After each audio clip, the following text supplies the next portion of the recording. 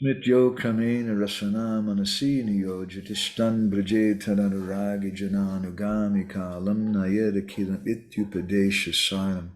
This is ityupadesha saram, upadesha saram. This is the essence of all advice.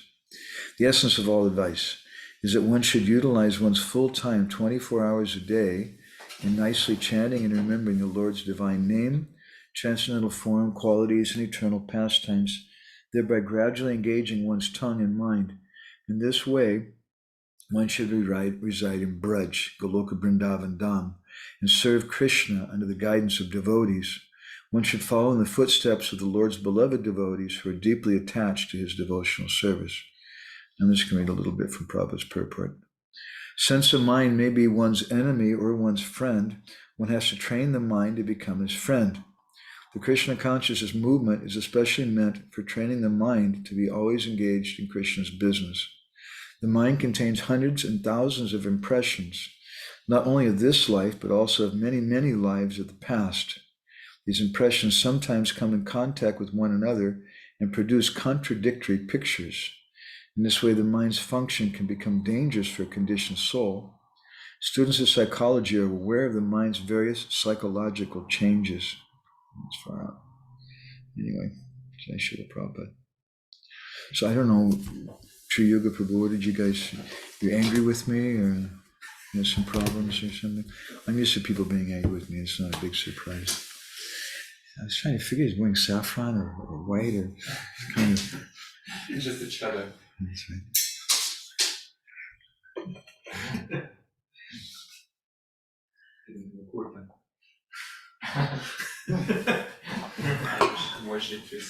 That's right. I'm not dressed any more fancy today, so. I have a friend who went to one big temple. He's actually a professor, PhD from America. He's teaching in one university for many years. He finally retired, and he was teaching comparative religion. He did his PhD thesis in Bhaktivinoda Thakur. He's a Vaishnava from birth in a Gaudiya Vaishnava family.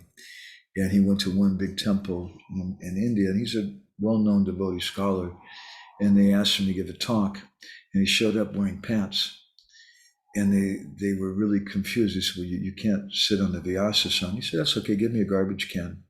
I'll sit on the garbage can.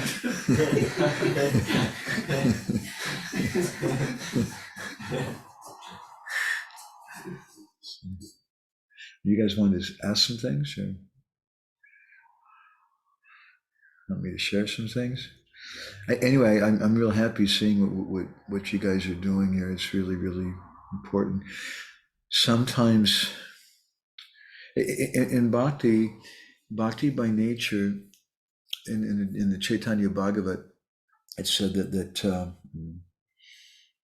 the devotee, the Lord manifests a corresponding form according to the mood of the devotee. And you see that also according to someone's predominant mode of nature, they'll perceive the Lord, or they'll perceive solutions, because we're all looking for solutions in the world, right? We all have problems, and some of them think the solution is to get married, or some think the solution is to take sannyas, or some think the solution is whatever. In general, people who are in the mode of ignorance, they think the solution is to fight, and you're going to defeat someone and go on the internet and say bad things and expose people.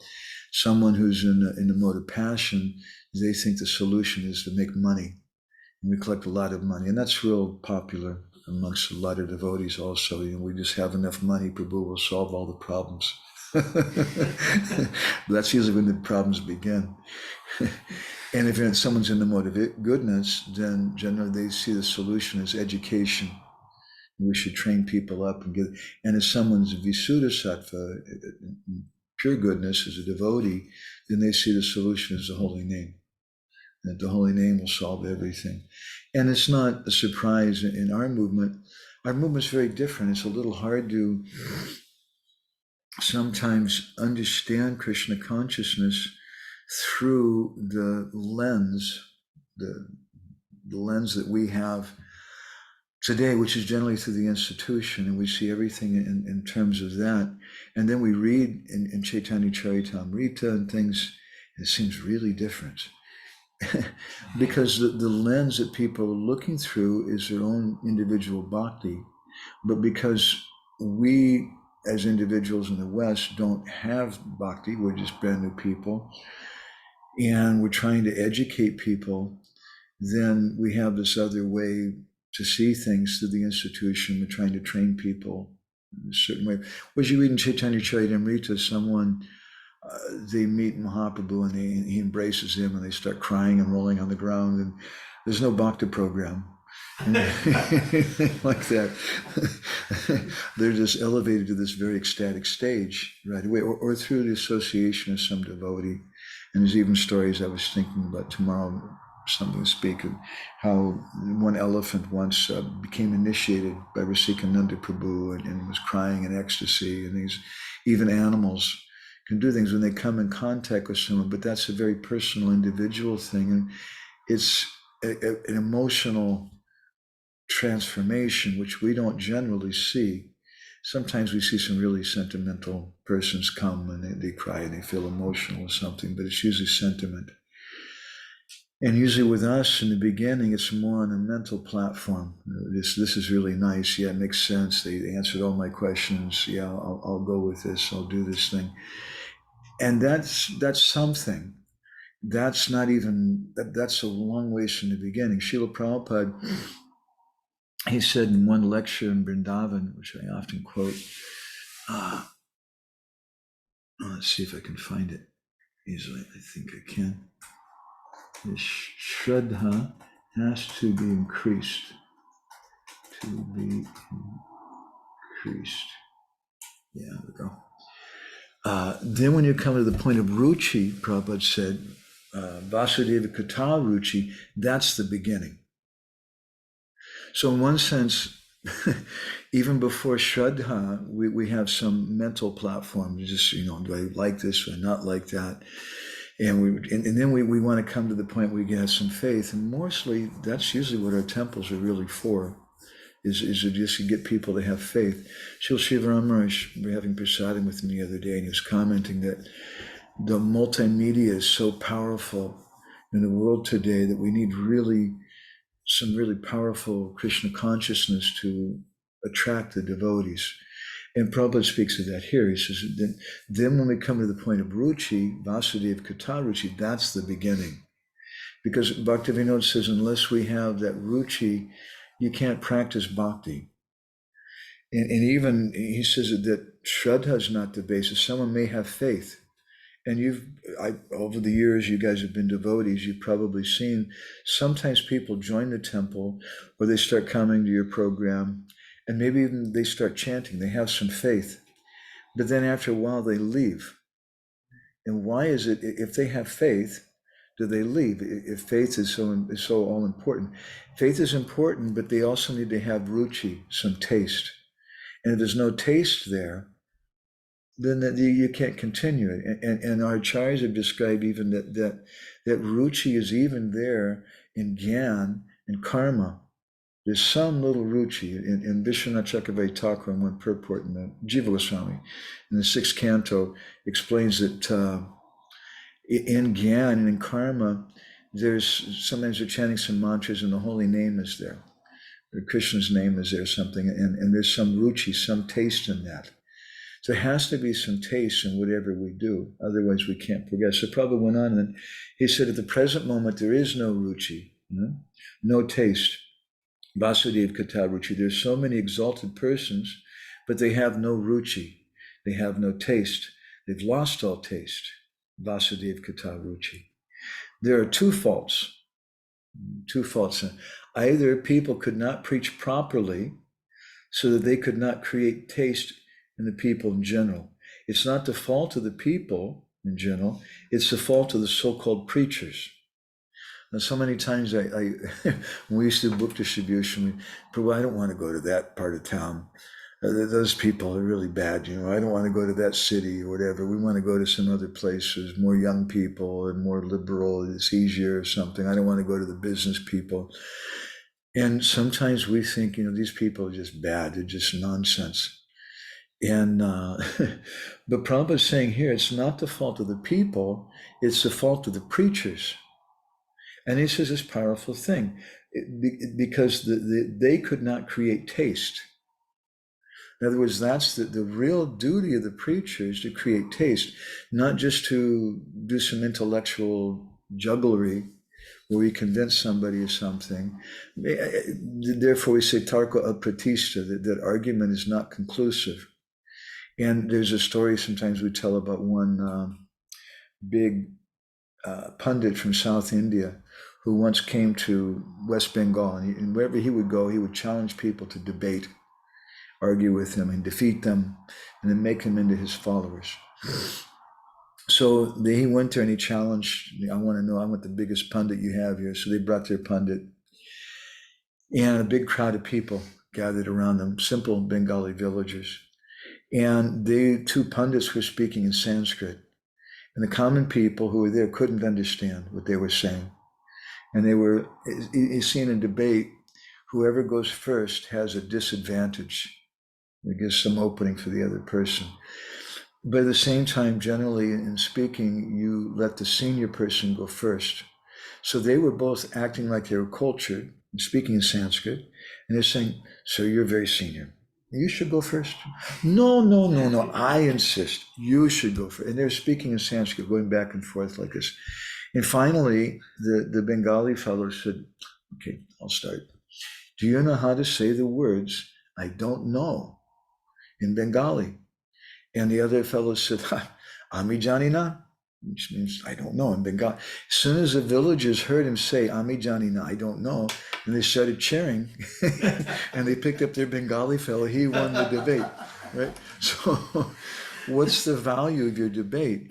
Even if there's a story of Ramanuja once, there was one, I'm trying to remember his name, one fellow who came to him and said, I've heard about you, and you're trying to preach personalism, and this is nonsense, and Shankaracharya's philosophy is the topmost, and you should accept that. And Ramanuja said, look, I don't want to debate with you. Just, Rupa Goswami said the same thing to that big pundit who came to him. I don't want to debate with you. He said, so then you admit that I defeat you. Yes, whatever you like. And he said, then you admit that the Brahman form is the topmost form of the Lord and is superior to the feature of the Lord with the form. And Ramanuja couldn't agree with that. So they debated. And this fellow was such a powerful philosopher and was so learned, they debated for several days. And finally, that Mayavadi defeated Ramanujacharya. Why is he called Ramanuja? Because he's considered to be the Anuja of Ram. He's an incarnation of Lakshman, who was the elder brother, the Anuja of Ramachandra.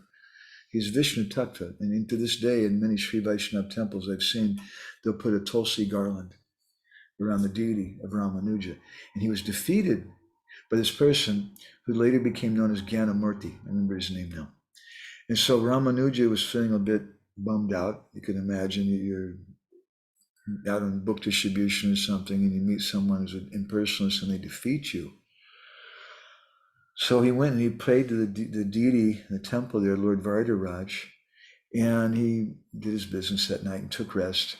And that night he had a dream, and Krishna came to him and told him, don't worry, everything's okay. It'll be all right. And Ramanuja woke up feeling very ecstatic after seeing the Lord in the dream. And he brushed his teeth and did whatever, his morning things. And he got dressed and he came out. And this fellow Gyanamurti was waiting for him outside to continue the debate. And he saw Ramanuja, and he was so effulgent, and he looked so ecstatic and happy, he was defeated, just looking at him. And he just thought, what am I? He's really Brahmabhuta Prasanatmana Sochatina Kamshati. Yesterday I defeated him in debate, but look at him, he's just so effulgent and so happy. And he fell down at the feet of Ramanuja and begged forgiveness, and Ramanuja accepted him as his disciple and initiated him. So our philosophy, as described in the Mahabharata, is tarko apratishta, that we don't put so much stress even on debate. Now, sometimes devotees, again, we're a little more mixed, our modes. We're a little bit in the mode of passion, maybe some goodness, We want to study, but we also think, man, if you can really smash them, that's really good. And whoever can smash the other guy is the best. That's the highest person, and that's the way we should figure out what to do in society, by defeating people and things in a philosophical way.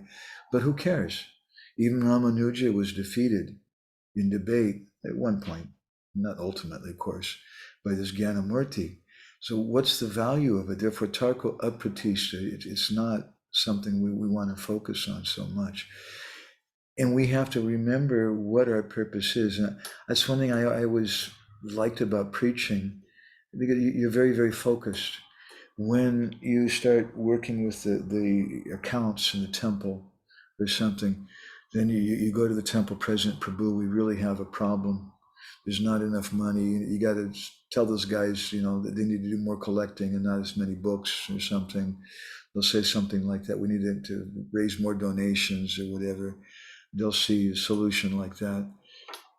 Or someone who's maybe the temple president, they see, well, the real solution is we have to everybody should obey authority. That's really, really important, especially since it's me. They should, and then everything will go in a smooth way. And we see examples like that, of some places where they have lots of money and it looks pretty good in some ways. Or in some places, I've been to some temples where there's like 100 devotees, mostly brahmacharis, and every one of them has exactly the same kind of shoes.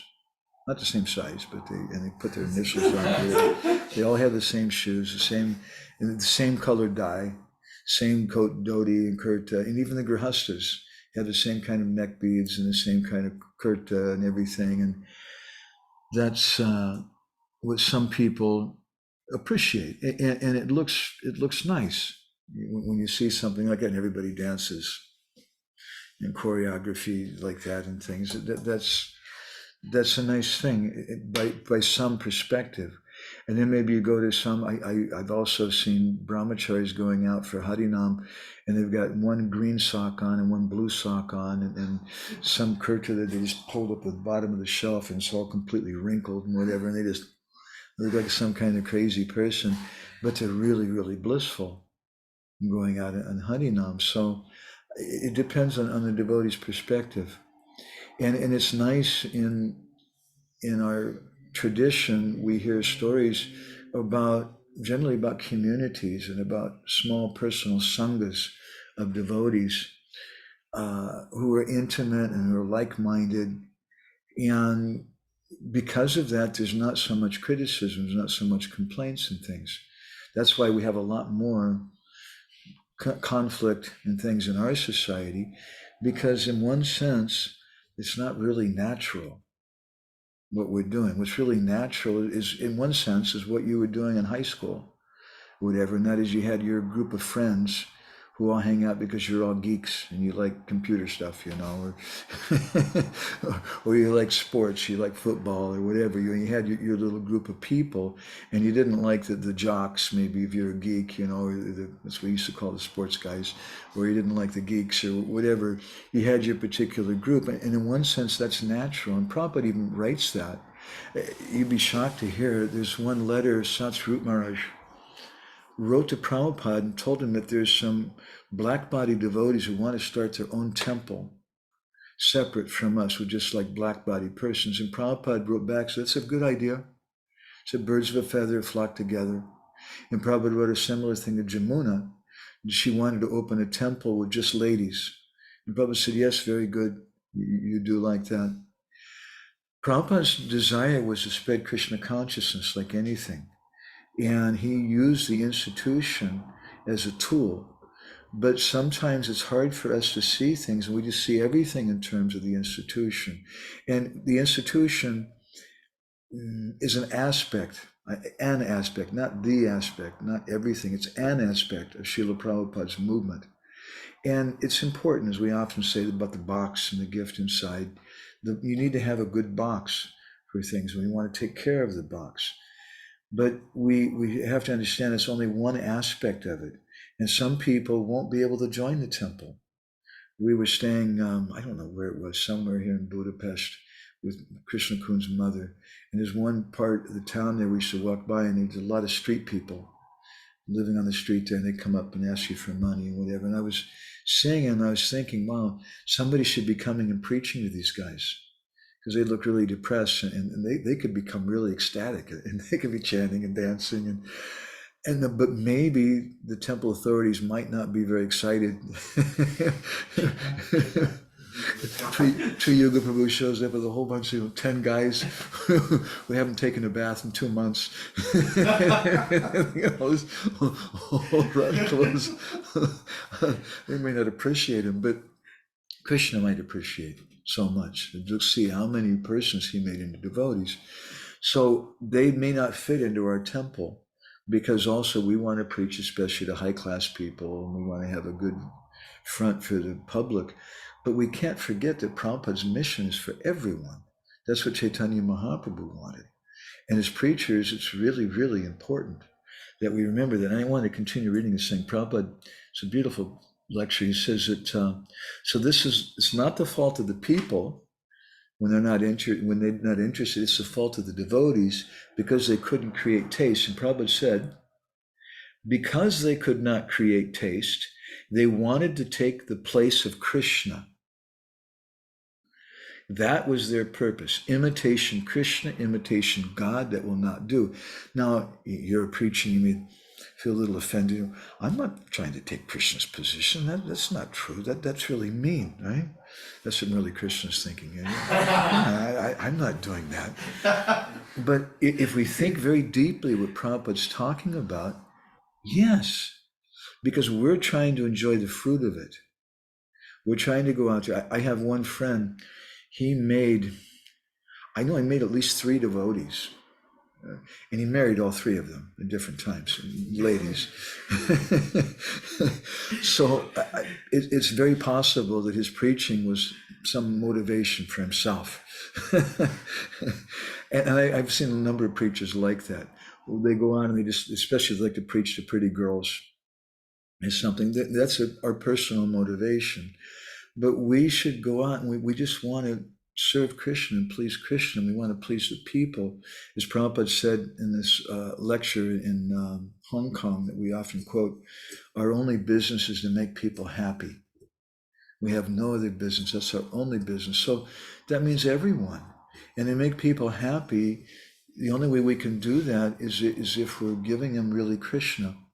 Not just giving them a building, not just giving them some institution, or even giving them food for life. We're pious, and I've seen Gaudiya Mutt temples and other Vaishnavas too, who distribute free medicine, and they have doctor facilities and things. And I'm not against those things. I think those things are good. They help bring people somewhat into bhakti. But if that's all that we're doing, if that's all that we're giving people, therefore Prabhupada also said some critical things about opening hospitals in the name of bhakti, or just distributing free food in the name of bhakti. And sometimes it's a fine line. What's the difference between that and prasadam distribution? We want to do prasadam distribution, and Prabhupada wanted that for everyone. And it's a very complex discussion because prasadam distribution is very good. For here in Hungary, you guys have gotten awards and recognition from the government, which is really a good thing. That's one aspect of it. Other times, devotees, they hire outside people to cook, and then they go and they dress in Western clothes, and they just feed children or something, and they call it prasadam. I don't know. They have some devotee come and offer the food that was cooked by the non-devotees, and it's some massive thing. And I'm not against that. Personally, I think that's going to be part of our movement. But whether or not that's part of our business as disciples, because I see 2 different things. I see our duty as disciples, where we follow 4 regulated principles and we're strict Vaishnavas, we have strict etiquette and behavior. But I see another thing, which is the Hare Krishna movement. And Srila Prabhupada even said in one morning walk in Mayapur, when he's talking about Vanashram, that we'll have some people in our communities who are devotees, but they're not vegetarian. And some people say, put that in your pipe and smoke it. How do you deal with that? Oh my God! But that's the fact. As we were speaking the other day, that we want to see everyone Krishna conscious, and that means that some people are going to come, some ladies that wear burqas, some ladies that wear bikinis, and there's going to be a beginning somewhere there, and we want to encourage them. We're not like the Christians. I don't know if you guys have questions. Should I tell you another story real quick? Personal story. Once I was distributing books in Los Angeles, and I had some japa to chant still, so I stopped at one point, and I went behind. There's this big store, and I went behind the store and I put my box of books down and I was walking back and forth and chanting japa. Someone saw me, and I don't know why, but they called the police. So the police came, and what are you doing? And I said, well, sir, I'm here distributing love of God and whatever I'm telling them. And they searched me and they put me in the car. They arrested me, and they were taking me to jail. And I'm such a fanatic. I wasn't disturbed about that, but I was really disturbed that my book distribution stopped. I wanted to continue that. So I got some idea after a minute in the car, and I started preaching. Put that in quotation marks. I started preaching to the police officers. I said, officers, do you guys eat meat? And they said, yeah. Do you know what's going to happen to you? You're going to take birth as a cow for every hair on that cow's body that you've been eating, and you're going to suffer. You're going to go to hell. And they're kind of like, do you have illicit sex? I asked them. I said, well, I said, do you know what's going to... I said, the way certain Christian preachers preach in America. And they got really... Finally, they stopped the car and they said, get out. And I walked back to do books. So that's not our style. When we meet new people, if somebody comes, and sometimes they say, just like I met this young devotee the other day who grew up in the movement, his mother stopped being a devotee, his family stopped being a devotee, and he wasn't a devotee for some years. He had some bad experience, but then he came back and he's a little interested. And I told him, I said, you should just take whatever you like from bhakti, from Krishna consciousness, and don't worry, don't care what the devotees tell you. If all you like is prasadam, great, you'd be a prasadam bhakta. Or all you like is the kirtan or the deity worship or whatever it is, the philosophy, the books, just whatever is good for your life, whatever appeals to you. Because I'm confident that if he takes even that one thing, the other things will come eventually. We're confident if somebody comes and they say, well, I really like this. This is really wonderful, but I just can't give up eating meat. I just can't. What do you tell them? Oh, I'm sorry. Come back after you're a vegetarian. You're not allowed in the program. No, no problem. That's okay. This is for everybody. And you chant because we have confidence that if they just chant, everything will come. Sometimes over the years, living in Jagannath Puri, we have a lot of preacher friends, and some of our friends, there's one sannyasi friend of ours in particular who's really powerful, and somehow he makes friends with the most amazing people, and sometimes he sends them to us. And once it was a Christian pastor and his wife, and the guy's he's in charge of his own church in America. He's a Christian, but he likes the devotees something. Another time it was a Muslim couple, and they come knowing we're devotees and everything, and they're interested in Jagannath Puri and the culture, and I don't preach to them at all. I mean, sometimes we may preach to someone on the street, but these guys, I don't preach to them. All that I do is we just share bhakti with them. And because I'm so confident, there's no reason to tell them, you shouldn't eat meat or you should try chanting, you should do this or that. I just tell them, look, if you'd like to, we can experience what a traditional, what they call parikrama or yatra is. And it's considered to be like a journey to the spiritual world and things. And you can just experience that. And I just present it like that, like at the festival in New Brajadam, the Harvest Festival, what do you call it? The big festival.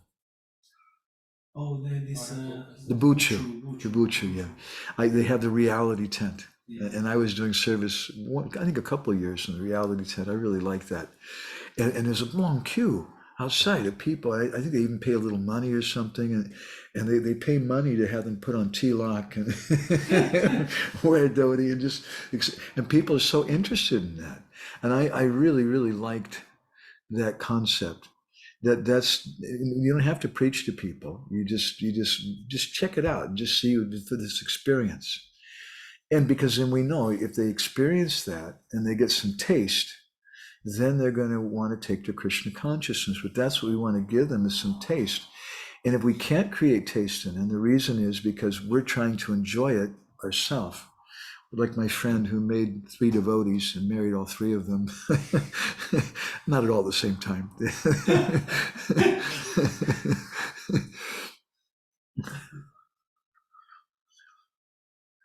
But it's also a little hard too, I see, amongst the devotees, as we were saying, in a natural system, we associate with like-minded persons. But all of a sudden we're put in this really strange situation, which is strange materially and spiritually, practically. And that is that we have this temple, which is wonderful, but you got all kinds of different people. You got someone who's a sociologist, professor of sociology. You got someone else who was a street person before they joined. You got someone else who was a boxer. You got, so many different types of people. There were so many different natures. And because we share a common value to serve Prabhupada, we're cooperating together, but it's a little rough sometimes because different devotees have different visions and things. And then especially if someone wants to preach and share Krishna consciousness, and generally their vision, and I always wanted to be a preacher. I always loved the preachers. I was trained up to be a preacher. And for me, we were always trained up that we want the whole world to be Krishna conscious and we want to engage everybody. And then I meet other devotees who say, well, Prabhu, we got to think about Varnashram Dharma first, and the women should dress in a certain way and they should stand in the back and things. And that's okay. But I can't go out on the street and talk to people like that. I've been to gay parades, gay homosexual parades in San Francisco. And you don't even want to know what the kind of stuff you see going on in the alleyway when you're walking by and stuff. Hare Krishna. But I've gone and preached Krishna consciousness to them, and they'll also accept that. But if you go to those women, some of them have a shaved head, and they've got like a piercing on their face and tattoos inside their mouth and all these strange things. And you try to tell them, look, that's your girlfriends, 2 girls, 2 women next to you. You should give up your girlfriend and become a nice chaste lady. They'll break your nose. And why should they have to do that? They can become a premi bhakta. By our philosophy, they can become a pure devotee, but they're not going to be able to follow Varnashram. The Prabhupada, Bhaktivinoda speaks about that in some places. We want Varnashram. Srila Shivaram is very conscious about that right now, and it's really important because we don't have a good social system. But even when we make a social system, we're going to need to have different groups. We need to develop community. And it's something I see a lot of times devotees, they feel unhappy in the temple, and they identify, because they've been told over and over again that the temple life is Krishna consciousness and this is everything. Then when they can't get along with the temple, then they just leave Krishna consciousness because that's what they think Krishna consciousness means. But the real problem is wasn't that they didn't have faith in the holy name or prasadam or the books or anything. They just couldn't get along with some of the devotees in the temple. The real problem was a lack of community, of common unity. And if we focus more on that and we allow devotees in a natural way to be in small communities of like-minded persons, cooperating and working together under the guidance of our authorities and the leaders in a disciplined way as disciples, following Srila Prabhupada's teachings to coordinate and cooperate to spread Krishna consciousness. But at the same time, we're together, but we're separate. We have our own little groups. It's so much better. You just go completely crazy. In other words, I've seen so many situations in my life. I joined Krishna consciousness now, 1982. That's 40 years ago. And sometimes I just couldn't do it. And even there was really good sadhu some really nice Vaishnavas, but because the mentality of the group, and it wasn't necessarily wrong, but it was just very different than my personal mentality. I just couldn't be there, and I had to go somewhere else and find my own sangha. I think really preaching and ultimately means that we want to create our own sangha. Preaching means we want to create communities, because people, it's not enough just that you convince them to chant. That's good, but we want to change their life. We want them to give their whole life to Krishna, not just that they chant an hour a day or 5 minutes a day or 3 or 4 hours a day, and then the rest of the time, what are they doing? We want to give them some opportunity to live their whole life in a Krishna conscious way, like Prabhupada's saying in his purport in Upadeshamrita. So that means we have to create community for them. And if we really want to care for people, it's not enough. Just like many devotees around the world know, it's nice if you distribute 1,000 books in a day. But what is the value of all those books if you didn't get even one person's name and phone number, email address, or some WhatsApp number, and you don't follow through and contact that person again later? But even if you contact that person again later and you're real nice with them, you're friends with them, how far can we have to take them all the way? We have to ultimately want to encourage them to have a Krishna conscious community, because that's the only thing that's going to really fully satisfy them, is full engagement in Krishna consciousness. And the only way to have full engagement in Krishna consciousness with everything, with our food, with our dress, with our behavior, our friends, our everything, is that there's a community. And that's going to mean common unity. Community equals common unity. So what is the unity that we have? Well, if as long as we're conditioned, we're into the modes of nature, some devotees are going to like, they're going to like arguing and debating, and some devotees are going to like to do kirtan, and some devotees are going to like to do drama and whatever. There's going to be so many different tastes.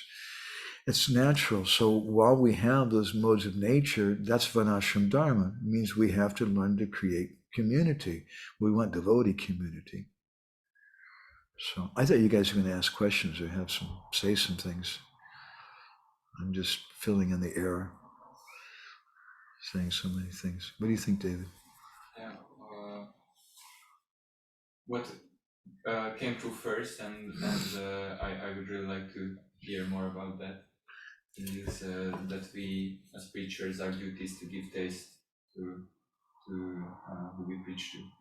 I'm just wondering of the process, how one can give taste. I guess you have to get taste first. Yeah. If you go out and you're selling ice cream, you have some really nice prasadam ice cream. It's all vegan, and it's natural sweetener and everything. It's a really nice product, and you're out there on the street and you're trying to sell it because the temple is going to get some money from it, and it's prasad and people are going to get it. And somebody comes up and says, "Wow, how does it taste?" And you say, "I don't know. I never tried one, but you should buy it." You probably won't be a good salesman. We first have to taste ourselves. And according to the taste that we have, I was always trained like that on book distribution, that what sells the book is the devotee. When people see the devotee is so effulgent and so ecstatic and so happy, people just think, "Wow, I want to be like that." And it's not you're saying this thing or that thing. You have some mantra or whatever. "Excuse me, sir, you from here, from out of town? Here, we're passing these out to everybody today. You get to take one. It's a book all about, yoga and whatever. You say this or that." That's not what makes the person want the book. It's you. And if we're going out there, we were on Harinam the other day. I was watching one Mataji and distribute books. And later I talked to her for a minute, and she told me it was the first time she ever distributed books. And I told her, I said, "Well, you were doing really good, but I saw sometimes you looked a little disturbed." And she said, "Yeah, I was kind of having a hard day." And I could see some of the times she was like, actually at one point she was just sitting down by herself, even off to the side.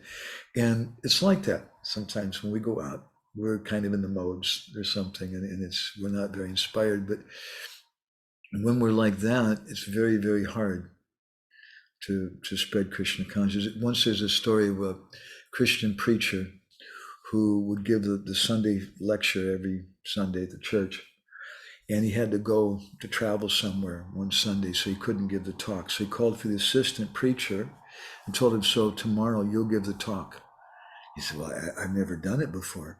He said, don't worry, I'll leave some notes on the pulpit. You just read that and you do it. Okay. So he came the next day, and there was just one sentence written there. It said, yell like hell. In other words, you just shout, and that's a common thing in public speaking. I was trained in public speaking before. You have to, if you're not confident. So they did a survey in America, and they found that people are more afraid of speaking in public than they are of death. People are really nervous about speaking in public a lot of times. So that's one of the first things they address in public speaking, and they train you, is that if you're not confident, just fake it. Act like you're confident.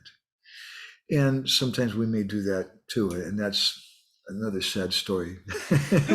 In our movement, we try to act like something that we're not, but still, that's something. People have to see something. We have to have some taste. We have to have some happiness. In the 25th chapter, the Madhya Lila of Caitanya Charitamrita, Mahaprabhu speaks about this love of God, and how it's like a plant which is growing, and how the gardener can't eat all the fruits by himself.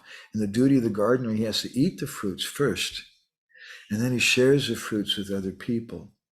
So we have to taste that ice cream before we can sell it to other people. So we have, as Vaisheshika likes to say, we have two tracks on a train. Right? A bird has two wings to fly. One wing is our sadhana, and the other wing is our preaching.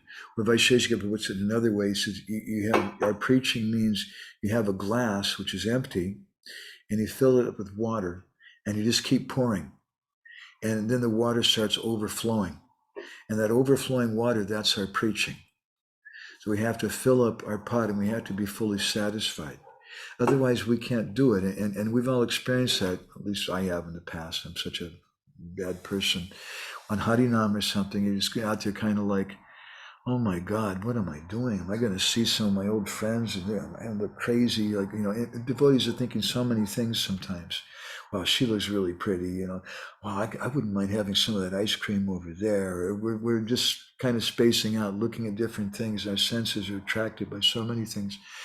But when your senses, mano madhye stito mantra, when your mind becomes merged with the mantra, and we've seen that in Harinam, then it's like you're bulletproof. You're like Superman. you just don't care about anything. And that's the state we have to be in. But ironically, my Guru Maharaj spoke about this in one lecture. He said that the real preacher is a Brijbasi, because they're living in Vrindavan. They can bring you to Vrindavan. If I want to come to Hungary, I have my wife. She's from Hungary, so I can come.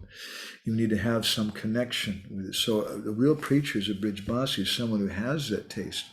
So then why are we engaging people?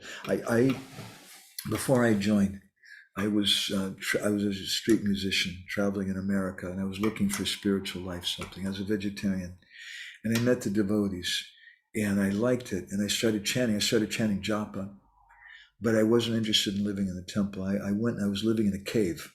Seriously, I was a caveman in Mount Lemmon in Arizona. And I had a bag of rice and a bag of dal, and I would go out and I knew some certain plants that you could cook and eat and things. And I was doing it. It was really boring. I couldn't. So after some time, I did, man, this is not it. So I got to find the devotees. It's a long story. I went down, the caveman, right? And I met, it turned out the devotees had a program they were doing at the university.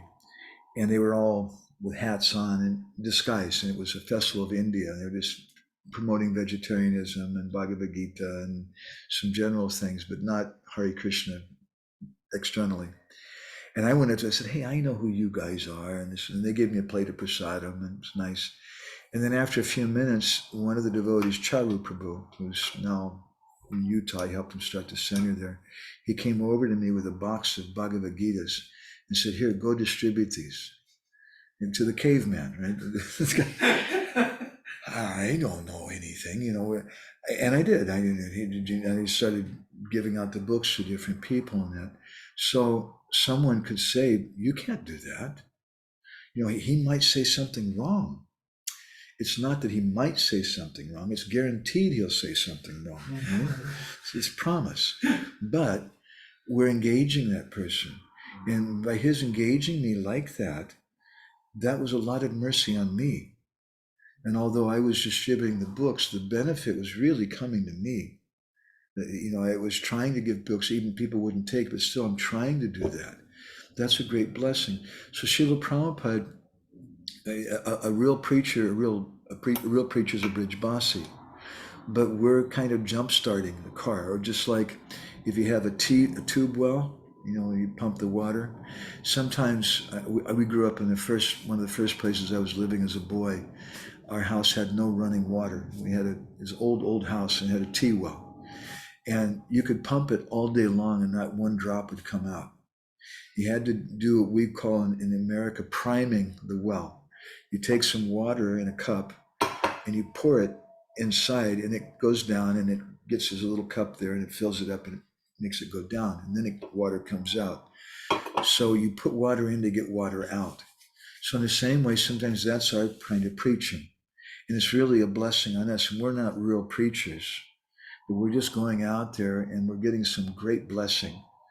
Caitanya Mahaprabhu, Nityananda is probably laughing. There's Bhakta David's out there. Oh my God, what is he doing? It's so good. He's trying to tell people about the chanting of the holy names. And maybe he laughs. Prabhupada said once, he said, you didn't see, in Conway Hall in London, Prabhupada gave a lecture. He said, you didn't see Narad Muni came. And he was laughing to see all the foreigners, all the white-skinned people chanting Hare Krishna. And that. So we don't know who's watching our activities. We get so much benefit by trying it, but we shouldn't misunderstand and think, oh, because I've memorized a few lines or because I distributed more books than anybody else in the temple today, that I'm a great preacher. It doesn't mean that. We've learned some technique, but the real thing is we're getting some mercy for ourselves. Is that helpful, something?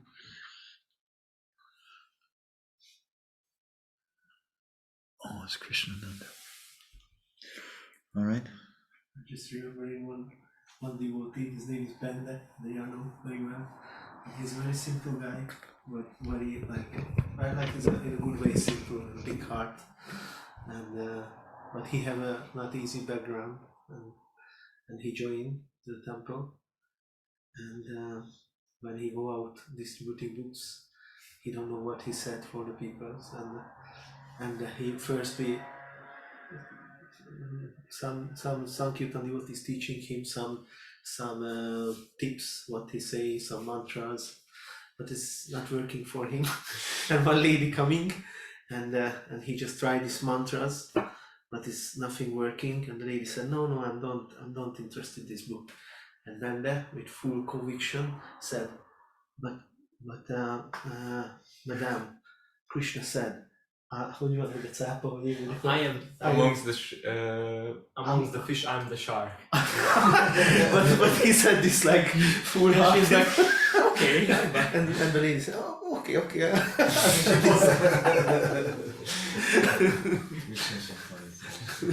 There's one devotee in Los Angeles I was going out with, and we were doing mostly collection. He had some books, we did mostly collection. And he didn't speak English, he only spoke Spanish. And we were going to the Spanish part of town, and hablo muy poquito español. I speak very little Spanish. But usually I could do a lot better than him, but all of a sudden he was collecting like huge amounts of money, like big, and the Spanish speaking people generally, they would only give small change and things, but he was collecting all this large. I asked him, what are you telling people? He said, oh, Prabhu, I have a very good line. I tell them it's for babies. with no hands and no legs in Mexico.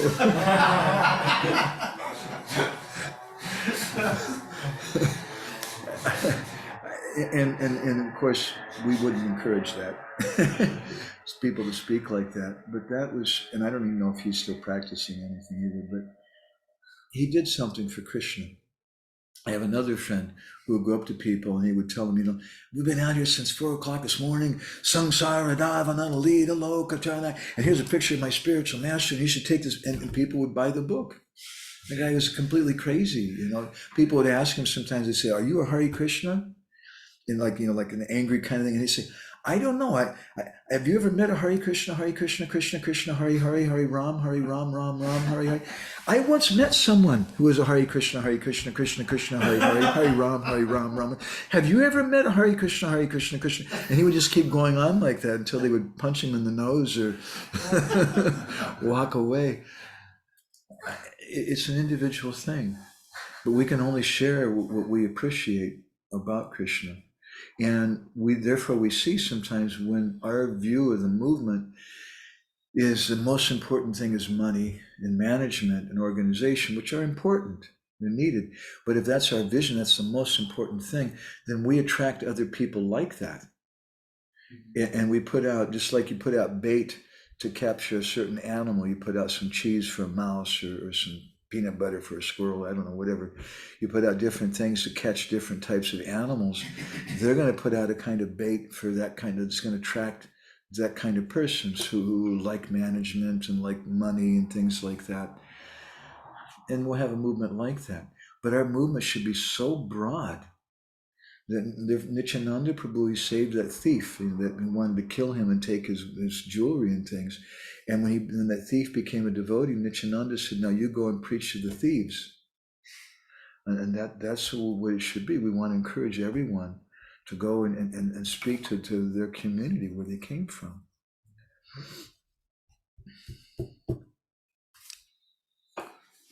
Yeah, I really like this point, what you said, this when you got the books, this devotee, this Chad Prabhu said to you to just distribute out these books.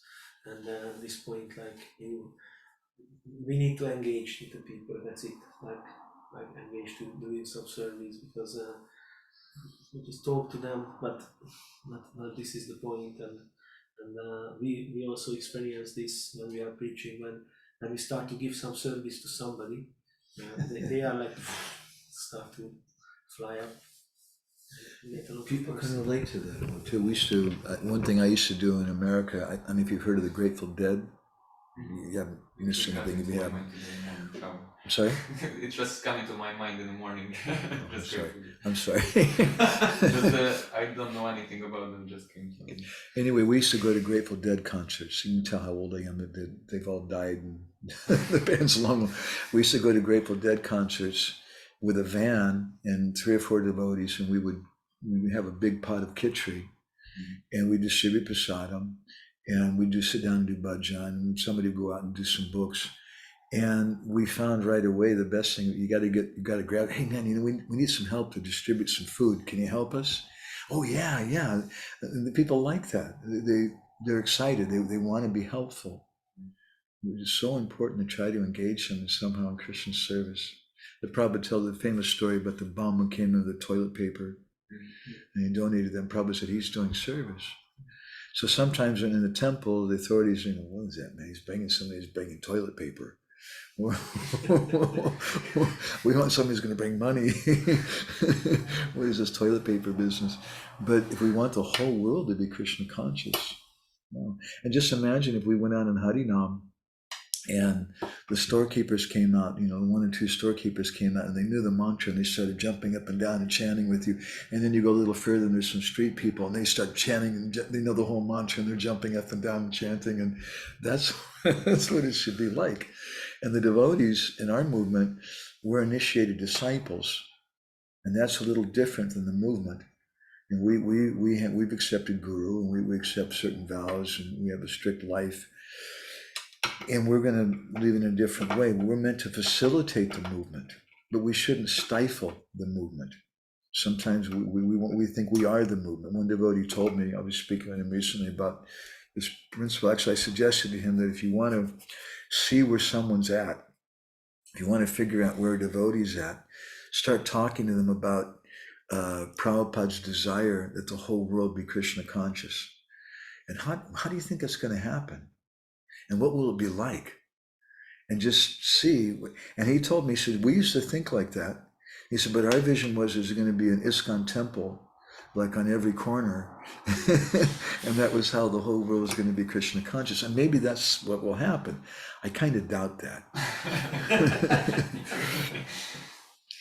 But you know, it may happen in so many different ways. And the other funny thing is going to be that we don't own Krishna consciousness. And that's a beautiful thing to understand too. That it's just something that I'm practicing, and I've gotten a lot of benefit from the philosophy of prasadam and the Gita and understanding I'm not my body and these different practices.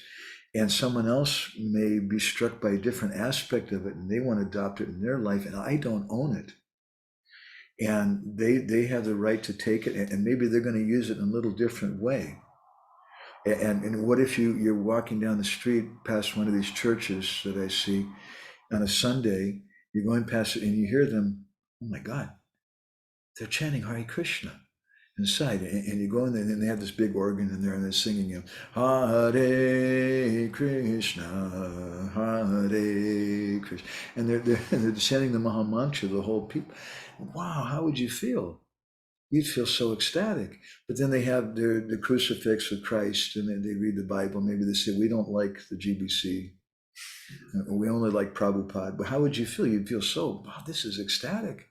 They're chanting Hare Krishna. Whatever they take, those persons are our friends. We should always have that understanding, that attitude. Sometimes we're so nice to new people before they come and just, yeah, whatever you can do, that's okay.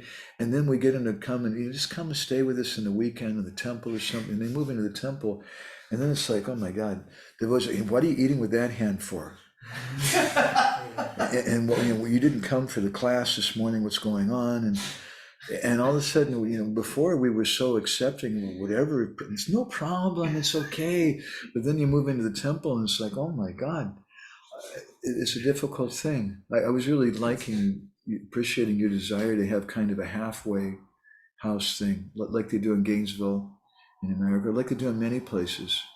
We've seen that in Africa, and they're doing that in Bhubaneswar now. I think they have like 500 students right now in Bhubaneswar who they've opened up different hostels, youth hostels. And our friend Tukaram Prabhu is a brahmachari, been a brahmachari his whole life, never been married. He's like a big businessman. He's renting all these different buildings and things, and he's got cars and all this stuff to facilitate all these different students who are coming, and they stay and they pay money to stay there, but they pay less.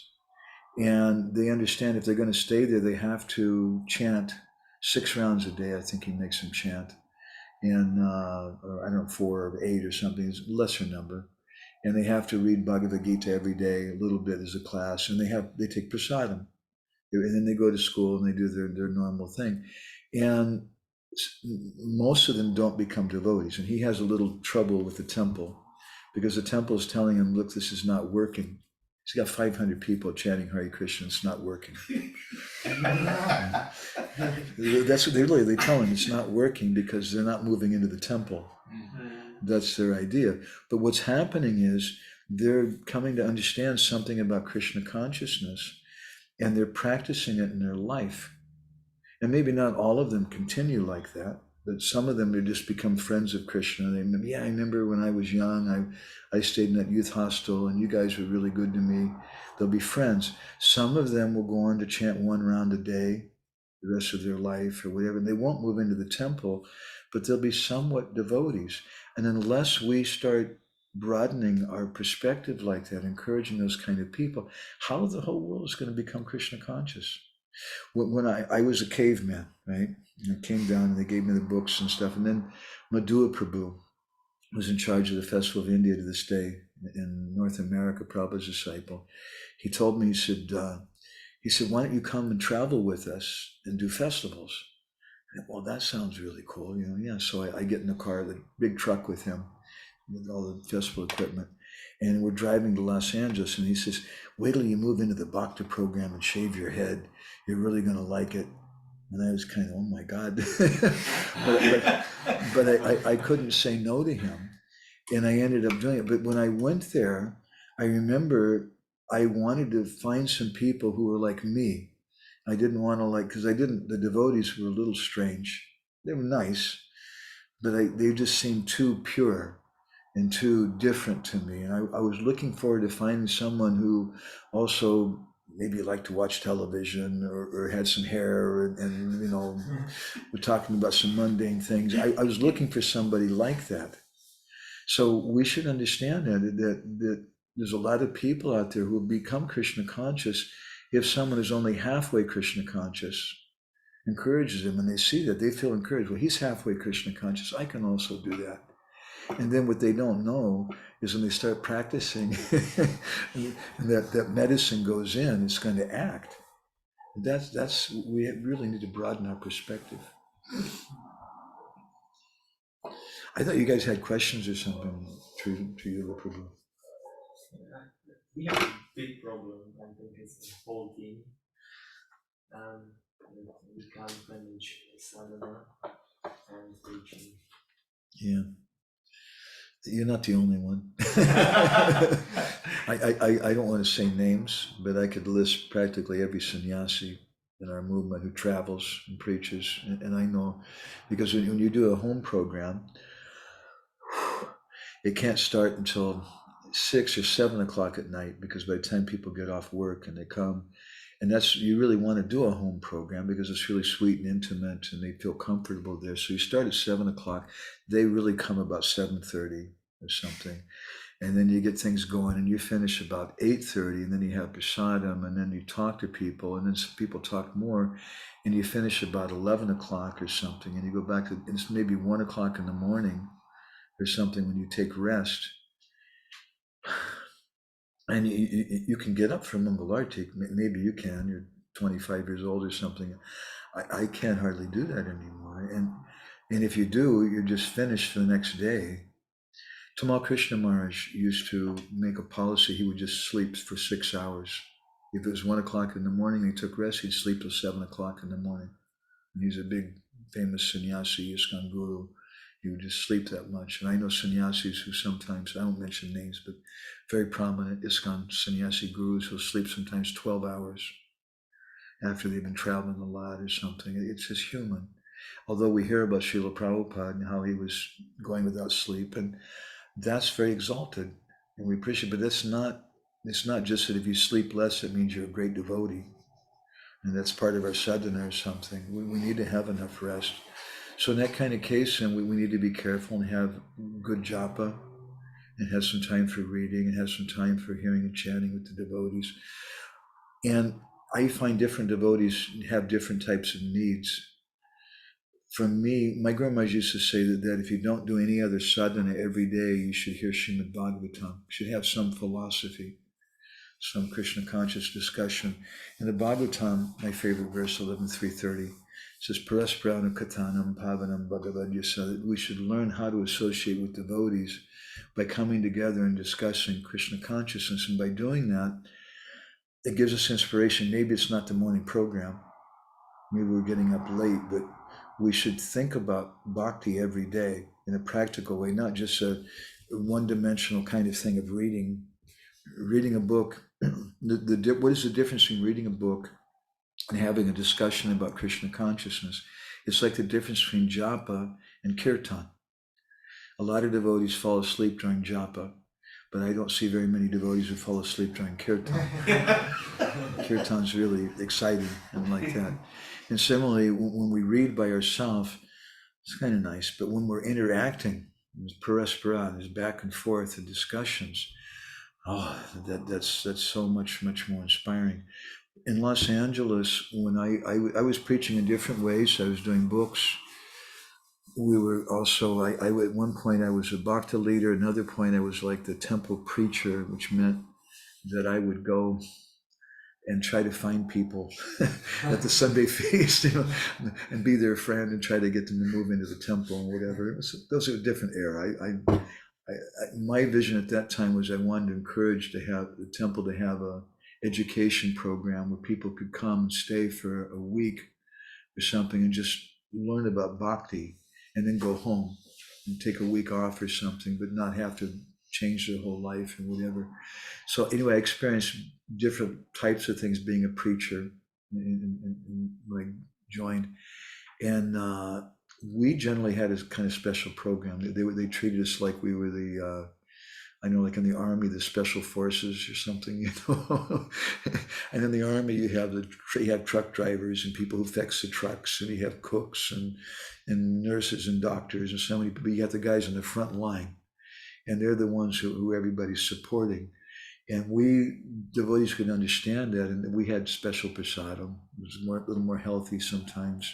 We'd have pizza prasadam once a week. That was really important. And we had our own place. We stayed together with the devotees, and we would try every day also to read together, and we'd try to have some intense practice of Krishna consciousness. And one of my first inspirations in Krishna consciousness was Vaisheshika Prabhu. I joined in Los Angeles, and later I went to St. Louis, if you know geography in America. And he was a brahmachari there at that time. This was like in 1983, maybe. And he was going out and doing book distribution and everything. He was just the most effulgent, amazing person, still is to this day. He's such a wonderful devotee. And he would also be very, very much into hearing and chanting. And he really loved shlokas. To this day, he put shlokas on the wall. It's a habit I got from him. And he would intensely read every day and discuss with devotees and do kirtan. He was just really, really into bhakti. And if we don't do that, and I've seen devotees who are really into collecting, or really into book distribution, and they learn good techniques, and they become very powerful. How to stop a person, and how to get their attention, how to make a joke with them, how to make them like you, and this and that. And devotees become very expert with that. And sometimes they focus on all those techniques, and then after some time, they leave the devotee, and it breaks our heart. Why did they go? We thought they were so exalted. They were the best book distributor and the best preacher, but all they were doing was a one-sided thing. They weren't hearing and chanting nicely.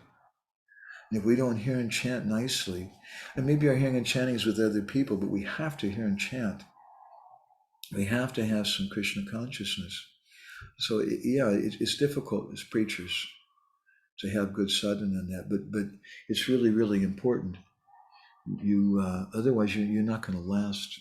We won't be able to do it, and you'll be exalted. It'll be wonderful. And they'll say, "Yeah, you remember that guy? You know, that Murli Krishna, he was really sweet, nice. Whatever happened to him? I don't know. We haven't seen him." Don't be a casualty like that. We want to rather you be a slow person. I have one friend who everybody used to criticize because he wouldn't go out for preaching or book distribution. He was just a cook and a pujari, and he was shy and nervous about meeting people. And after about 20 years of that, he really wanted to go out in book distribution. He became like the best book distributor. So sometimes it may take some time, and we should think about the long term, not just that we want to run real fast and do a lot of books and whatever, and we just kill ourselves and we burn out.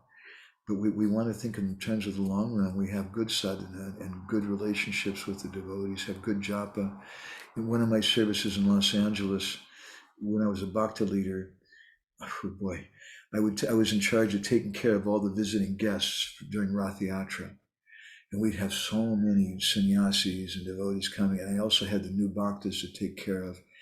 And it was just so intense. And so what I would do, I would disappear every day. And buddies would be, where did he go? I don't know. And I would just be gone for like 2 hours. I would just go by myself somewhere and chant japa, because it was the only way I could chant my rounds. Because if I'm around the temple, it'd be somebody coming with this problem, or this person's just coming. And people would complain, you weren't there when this was needed. And some people would say, but I have friends who didn't chant japa for a week because they were doing so many things for the Rath Yatra, and then afterwards they're trying to catch up on their rounds. I maybe that's okay. That's not my personal style. I think we should be, my first thing is I want to save myself. I have to save myself. I have to have good japa and good sadhana, which maybe you're getting up at 8 o'clock in the morning or something because you need some good rest. I wouldn't recommend that. We should try to take rest early and get up early and 3 or 4 like that. I haven't been doing that the last week or so because we've been traveling and doing programs, and it's just so hard. It's painful, and you need to have good rest. So then have some good japa, have some reading, have some discussion with the devotees. The main thing is if Krishna consciousness is our life, we're living it by when we discuss with devotees. That's a big thing. Our discussions, we actually can talk in a free way about Krishna consciousness and really read the books together and things. I find that's very, very dynamic. And we need something practical and living. Is that helpful? Yeah. If you want a good example of that, always associate with Vaisheshika Prabhu. See him, he's amazing. He's a demigod. I always said he's like 6'2" or something, very big man and so effulgent, so beautiful. You need to do both. David? I would like to ask about reading. Like personally, my reading is really weak. Like the personal study. So how can you associate with the Bhagavatam in a way, or with any other scripture, that you get taste from that association? Because sometimes I just read and I find myself I'm not really anymore listening to it or associate. Before I was a devotee in high school, I was a captain in my debate team. We traveled all over in doing debates. I never lost. I was a best debater. And I did a lot of reading. But the reading wasn't so much personal, some personal reading, nonsense reading, but a lot of it was for the debates.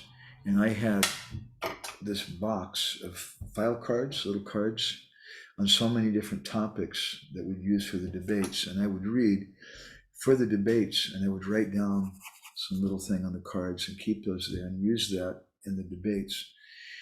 And later I started doing the same thing when I moved in the temple. I still have all like 1,000 cards or something in Jagannath Puri. And then I started using notebooks, and then I had like 30 notebooks, and I can't carry them on the planes. It doesn't work. So we switched to PDF files and computer things. And I still find, Prabhupada told Tamal Krishna Maharaj once that 15 minutes of preparing for a class is equivalent to 2 hours of reading. It's a powerful thing. So maybe you're not giving class in the temple. I don't know, do they ask him to give class sometimes? We have here a system like when you don't have initiation, you're not able to give I kind of thought that. That's all right. But I remember, you heard of Kushakrata Prabhu? He translated so many books. He was giving class to, when I was in the New Bhakti program in LA, he was giving class to us sometimes. And once he asked us, so what should we do today? And I said, why don't we all give class? And he liked it. He said, okay. So he broke us all up and we gave like our little class for 10 minutes, New Bhaktis. And it was really good for us. But you may not be doing that, but you're going to be speaking to people. You're going to be meeting people at Dira Kutir and things. So what do you want to tell them? So you should be thinking about that. And it's very practical. It's interactive. You've met some people and they're asking you, how can you be Krishna conscious and still have economic development? How can you make money, or how can you live in the world? And then you're thinking about that. How can I speak to that person? And you read some nice story about Srivas Thakur, and he claps his hands 3 times. And you know that story. So, well, that's really good. You write that down in some place. And or you read something from Srila Prabhupada, some nice quote that really puts it in a nice way. So you make a note out of that. So if you read to use it for something, my Guru Maharaj personally told me, he said you should do 4 things. Read, you should hear, read, write, speak. In that sequence, you hear from a proper authority. And the idea is we're hearing from Rupa Goswami, we're hearing from Sukadeva Goswami, we're hearing from Srila Prabhupada, we're hearing from our Guru Maharaj, we're hearing from senior devotees who have more realization. We hear from the proper authority. And then after we've heard, because they give us some direction to go in, but my head is so like nothing sticks to my head and my brain. It just goes in one ear and comes out the other. I remember a vague thing, and then I read to catch up what he was speaking, to try to understand what the person was speaking. Sometimes someone may give a class, and wow, it was really nice, the point he was making. I really like that. And then you try to research that particular point in the books. And so then you read that, and Gurmar said that by reading it, you remember then what he said. And then you write it down. And he said by writing it down, you understand it because you're contemplating it more then. And then after you've written it down, then you speak it to someone. He says then by speaking it, by that time, it becomes yours. It becomes realized. So we hear, read, write, speak. It's a good formula. Write it down means that you also just from remembrance, like after you rest. Yeah. You just... I tease devotees a lot of times about taking notes in class, but when we have discussions, online classes, whatever, I'm always taking notes with things just to remember somebody said something and I want to reflect back on them. So I make a note so I don't forget about that little point. Prabhupada said devotees should write every day. It's really, write a journal, write something for the Back to Godhead magazine. Maybe they'll let you do it, or maybe they won't. Maybe this will be an exercise. Sometimes I prepare for class, and I go through and I find verses and points and things like that, and I put them together. And sometimes I'll spend 2 or 3 hours doing that. And then somebody calls me up and says, "Oh, Prabhu, I'm sorry, but some Maharaj came and you're not going to give the class. It's going to be him instead." And I don't mind. I haven't lost anything. I've gained. I got this chance to study and think about this thing for some time. So that's really important. Of course, we should also just read Bhagavad Gita. We should read Prabhupada's books.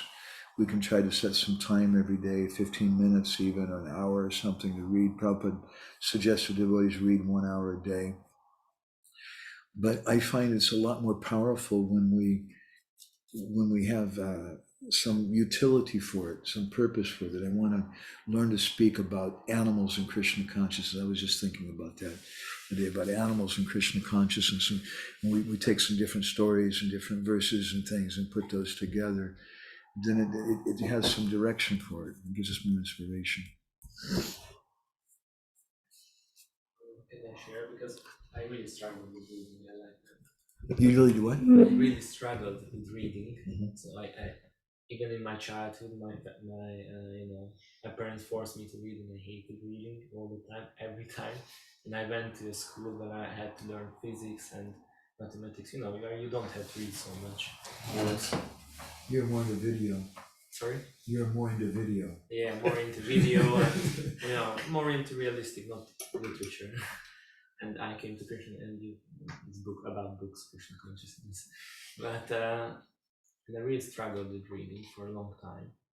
But then I started to figure out, this one I was reading, pushing this 1 hour reading every day, and I stopped for almost half a year. I didn't even open a book for 6 months, maybe just a little bit, but not really. And I was like, I felt the guilt that, and I felt the lack that somehow it should work out. And I started thinking, okay, let's read a little at least, 1 verse a day or something. And I was reading, and when I saw something really interesting, what caught my eyes and which would be good for preaching, I just posted on Facebook.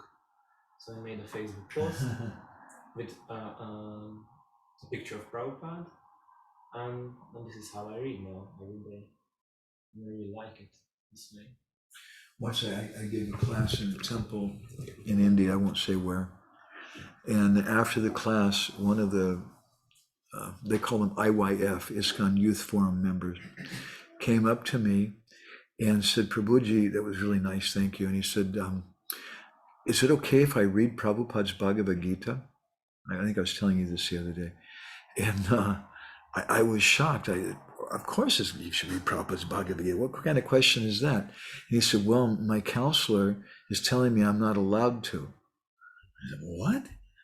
He said, no. He said, first I have to read Easy Journey to Other Planets and then Path to Perfection and all the small booklets, and then I can read Isopanishad, and after then I can start to read Bhagavad Gita.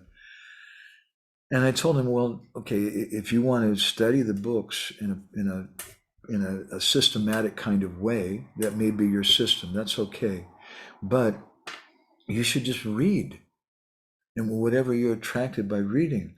The first book I started reading was Teachings of Lord Caitanya, which is the most philosophical book. I didn't appreciate Bhagavad Gita, or somebody giving me Chant and Be Happy. I loved George Harrison. I was a follower of the Beatles, but somehow I wasn't attracted by the book. Someone gave me a copy of what is it? Anyway, so many of the smaller books, Science of Self-Realization, and I couldn't read it. But I was reading some teachings of Lord Caitanya, and then a little later I read Prabhupada Lilamrita, and I really sat down and just read the whole book, and that really helped me a lot. So I think that we should just encourage devotees also to read what they like. When we're trying to force someone, you must read the second canto of the Bhagavatam, the fifth canto of the Bhagavatam, the universal form, the nature of the universe. And it's hard sometimes for devotees, but just read Krishna book, read something that you like, but read something. And better than that is to discuss it with devotees.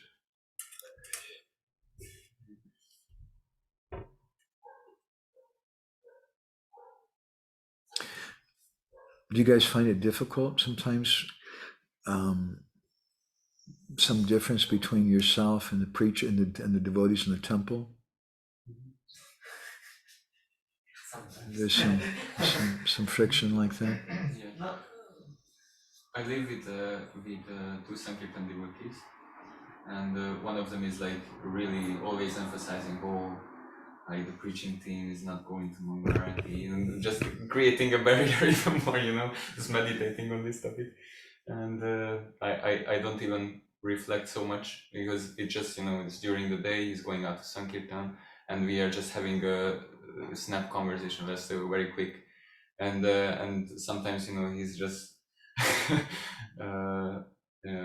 overwhelmed with these emotions, what is he doing? He should do this, he should read 1 hour, or, just absorb. So there is some difference between. We should all preach, and if necessary, we should use words, as St. Francis of Assisi said. I like in Jagannath Puri, when I'm there, we have devotees in our ashram, and after we settle down from traveling and everything, we're a little rested. We have Mangal Artik every day at 4:15. We start our program, and I'm there every day. Even if nobody else is there, I'm there every day, and that's one of my services. Because if I'm not there, people won't do it. But because it's just a house. It's one thing, it's in a temple, and you have Dwalni Tai Vijay Garanga, but it's just in someone's house. And we have Giri Raj, but it's not so inspiring for everybody. So that's just my program, and I don't criticize anybody. I don't push them, but I'm just there every day. That's a different kind of preaching. It's a different thing that I can do then. Oh boy.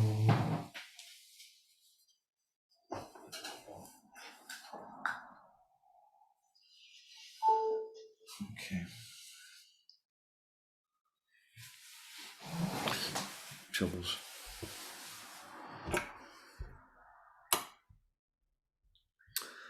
Yeah, that's one reason why a lot of times with the preachers, that's one reason why we started traveling a lot too, because the temple devotees just had a different kind of mood, and we loved them. In fact, it was one of the reasons we would travel, is because I would get up and go to the morning program, and then take Prasadam. You want to go out right away for book distribution, whatever, but you meet some devotees and you talk, and the time you're ready to go out, it's 11 o'clock or 12 o'clock practically. You spend the whole day just talking with the devotees. And so we started going traveling in a van, and we just get up early in the morning and take a bath and have some simple prasadam, chant japa, and do kirtan and things amongst ourselves, have a little simple class. And things are really streamlined. And we were just really focused on that. And nobody got married like that.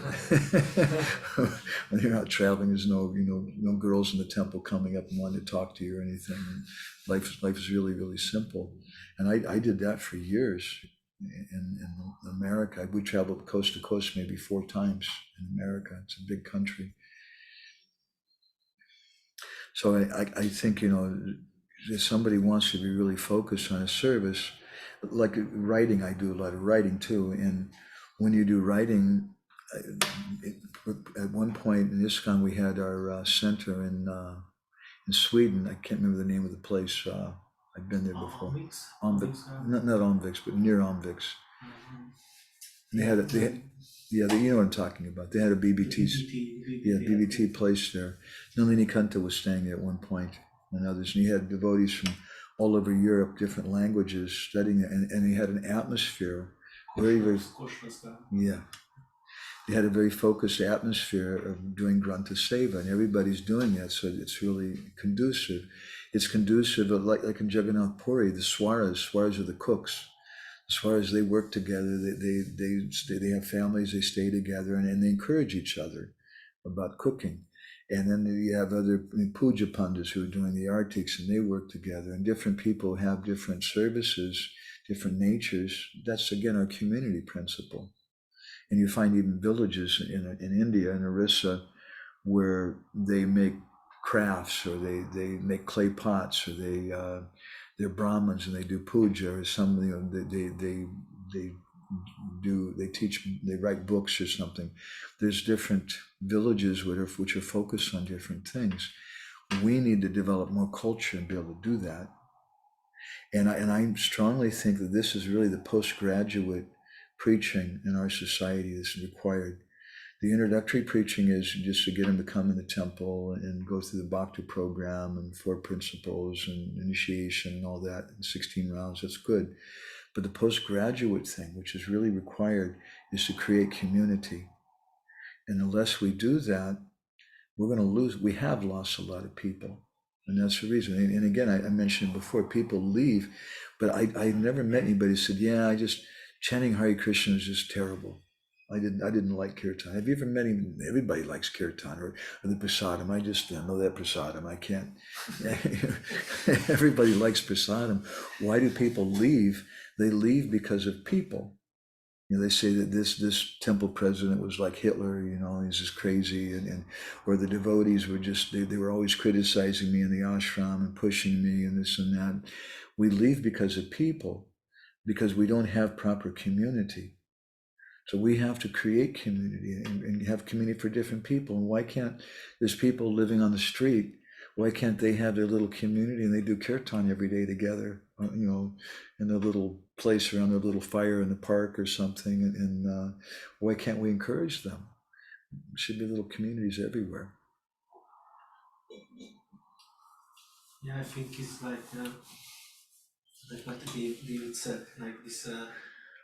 I think they are very, very, very good to create community. Like they have a create community because they're like in the Dira, the Govinda Club. We have a community there. And people like that love them, all of them, and they are coming nicely with the people. Maybe they are just have to tolerate, like maybe in the ashram is not everybody thinking is, but they are even when they are not able to make a community in the ashram, but somewhere they are make a community to themselves, like in. Prabhupada spoke so much about our ISKCON family, and that's what was so strong. We had community, and that's really what we want in all the temples and things. And there's some, to some extent, but it requires also some economic basis, some independence, some encouragement to be empowered. And if devotees don't have any independent thinking, they're not encouraged to think independently or be themselves, to progress financially, have a good financial basis, then the communities don't work. And then that's why we do have a family atmosphere in practically every temple in our programs, but we also need to encourage them to have some economic programs, some living program with housing and education, things for the children. Otherwise, it's not complete. You're going to say something, Prabhu? Yes, about this community, I had an experience or a notice. I don't know, this last year, maybe last year, Padayatra. I don't know. Yes, last year, Padayatra. So in the temple mode, there is the living together, or and in a community, make a community. It's more difficult than in Padayatra. and I'm thinking about it, why, and there is some points coming to my mind, because the temple life, it's not about the simplicity. It's not the simple life about the simple life. Padayatra is a simple life, and because in the temple there is rules, the cleanings, and very much stuff about temple building, and rules, and ashram rules and everything. So yes, in the Padayatra, it's more easier to live in community and cooperate each other, and because in the I noticed in the temple every day we not chastising each other, chipkani, sometimes poking each other in the temple. So not always, but it's more the atmosphere. That is in the atmosphere. But in the Padayatra, we just live for the Harina, we live for be together, we prasadam together, cooking together, help to each other's, cleaning, everything. So it's totally different mood, and more easier life, and easier to be a community and building a community, and than a temple life. Yeah. So it was a very strange notice, and it's yeah, I just this Actually, if we think about it, to be really blunt, to say something which is not politically correct, but temple life is really not natural. For most of us, it's just strange, packed up in an ashram with some crazy guys. I used to drive me crazy. I was in charge of the Brahmacharya ashram in Los Angeles at one point, and we'd have devotees come in at, I try to take rest at 8 o'clock at night or something. We have somebody come in at 9 o'clock, turn the lights on, make all kinds of noise, and you're trying to sleep. And then you have someone else come in at 10 o'clock. You finally go back to sleep again. And at 10 o'clock, and it goes on to about midnight. You get people coming. And then you have someone who gets up at 1 or 2 in the morning and starts chanting really loud. Oh my God. I know devotees literally who got married just so they could get out of the Brahmacharya ashram. And that's not the best reason to get married. But yeah, we should understand the purpose of our temples. An interesting thing, Prabhupada wanted all the devotees to come to India for at least 1 month a year. Sometimes he said, other times he said everyone should live for 1 year, 6 months or something in India. Sometimes he said you should learn a language in India. And what was his purpose? I've thought about that quite a bit. Why? What's the benefit in doing that? I mean, you can live in New Brajadam, you can live in the temple here, and it's a wonderful atmosphere in so many ways. What's the necessity of going and living in India? The difference that I've personally experienced living in the Dham, living in Orissa, you meet many, many Vaishnavas who are natural Vaishnavas. And some of them, it's a scandal, but some of them watch football. Oh my God. on the television or this, and they know that's not pseudo bhakti and whatever, but they're attached to that. But it's not. They're not trying to hide it. They're just natural people, and practically none of the Vaishnavas live in the temple. In India and the Dham, most people, the vast majority of Vaishnavas live in their homes, and they have communities and things. And the people who live in the temples generally are the pujaris, the priests, or sometimes babajis, and whatever, doing something like that. And if you meet people like that, Krishna consciousness is so much more natural for them. Whereas for us, to be honest, we weren't born, nobody in this room was born into Krishna consciousness. Now we have some Gurukulis who were, but even our Krishna conscious life that they were born into is a little sometimes strange, not so natural. For us, we were doing all kinds of sinful activities mostly, or at least going in that direction and absorbing so many nonsense things. And to try to live in the temple and things, it's really awkward and difficult. It's necessary, it's helpful. And I want to always support the temples because in our Krishna consciousness movement, and that's, I see the difference between the Krishna conscious movement and ISKCON.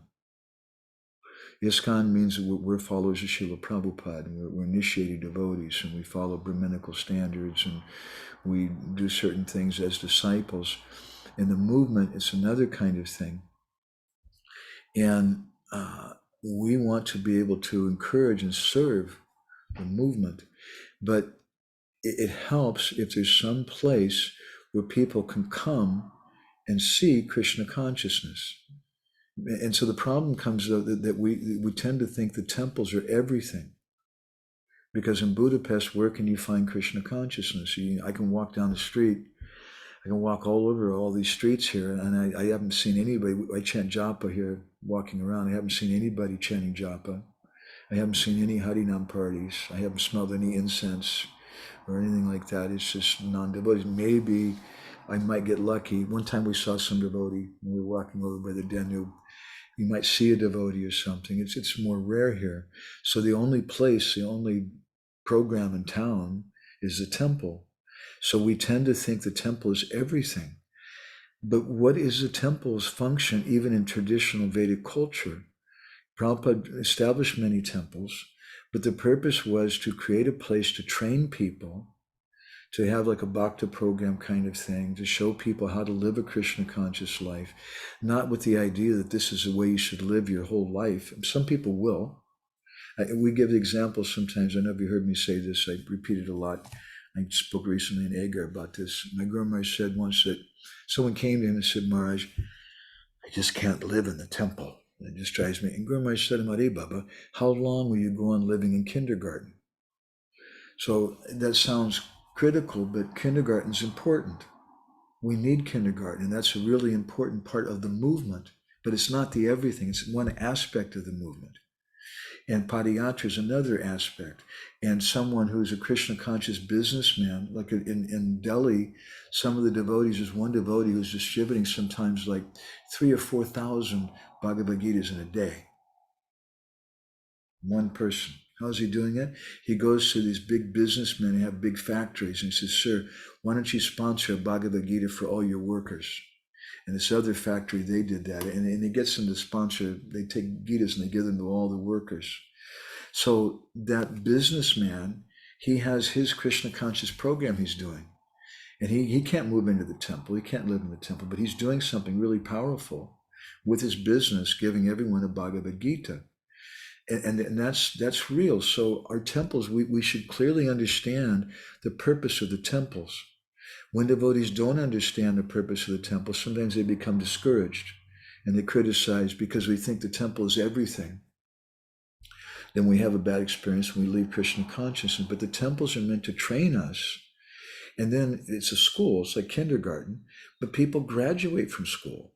That's the natural thing. How many people just go to the university? I'm going to stay in the university for the rest of my life. Nobody does that. That's weird. Some people may graduate and go on to become an administrator in the university or a teacher in the university, and they may stay in that sense. But the vast majority go on and they have their own business, they have their family, they have their own lives, and they practice what they learned in the university. So some of our devotees stay brahmachari and they stay in the temple their whole life. Some of them, I like saying also, as brahmacharis in Vedic culture who live in a village. And sometimes they live in some home because they're just tired of the brahmachari ashram and the temple kind of, but they just really don't want to marry. And they're just a simple person. And there's scope for that. It's difficult in our society today, in the West, but that's there in India. And there's so many, I think Prabhupada wanted devotees to go there and see that, to see people who are natural about Krishna consciousness. We're so unnatural. We're trying to imitate something. So yeah, I really like your point about Padayatra. It's just such a natural thing. And when people see that, they relate to that a lot. And people are not stupid. Sometimes we think that people are stupid. They're not. They come to the temple and sometimes and everything's so clean. The kirtan is just really good, expert musicians. And the deity worship's beautiful, and the prasadam is so. But they look at the devotees and they say, no, these guys are not normal. They're not natural. They're not relaxed. Because the devotees are kind of going around, trying to pretend something. And people can understand that. They can feel that. But when you're in Padayatra, you're just a natural person. You're just happy. They feel that. And therefore, I think really that's the best kind of preaching we can do. Do you think is it possible to the temple life became more natural, and so is it could become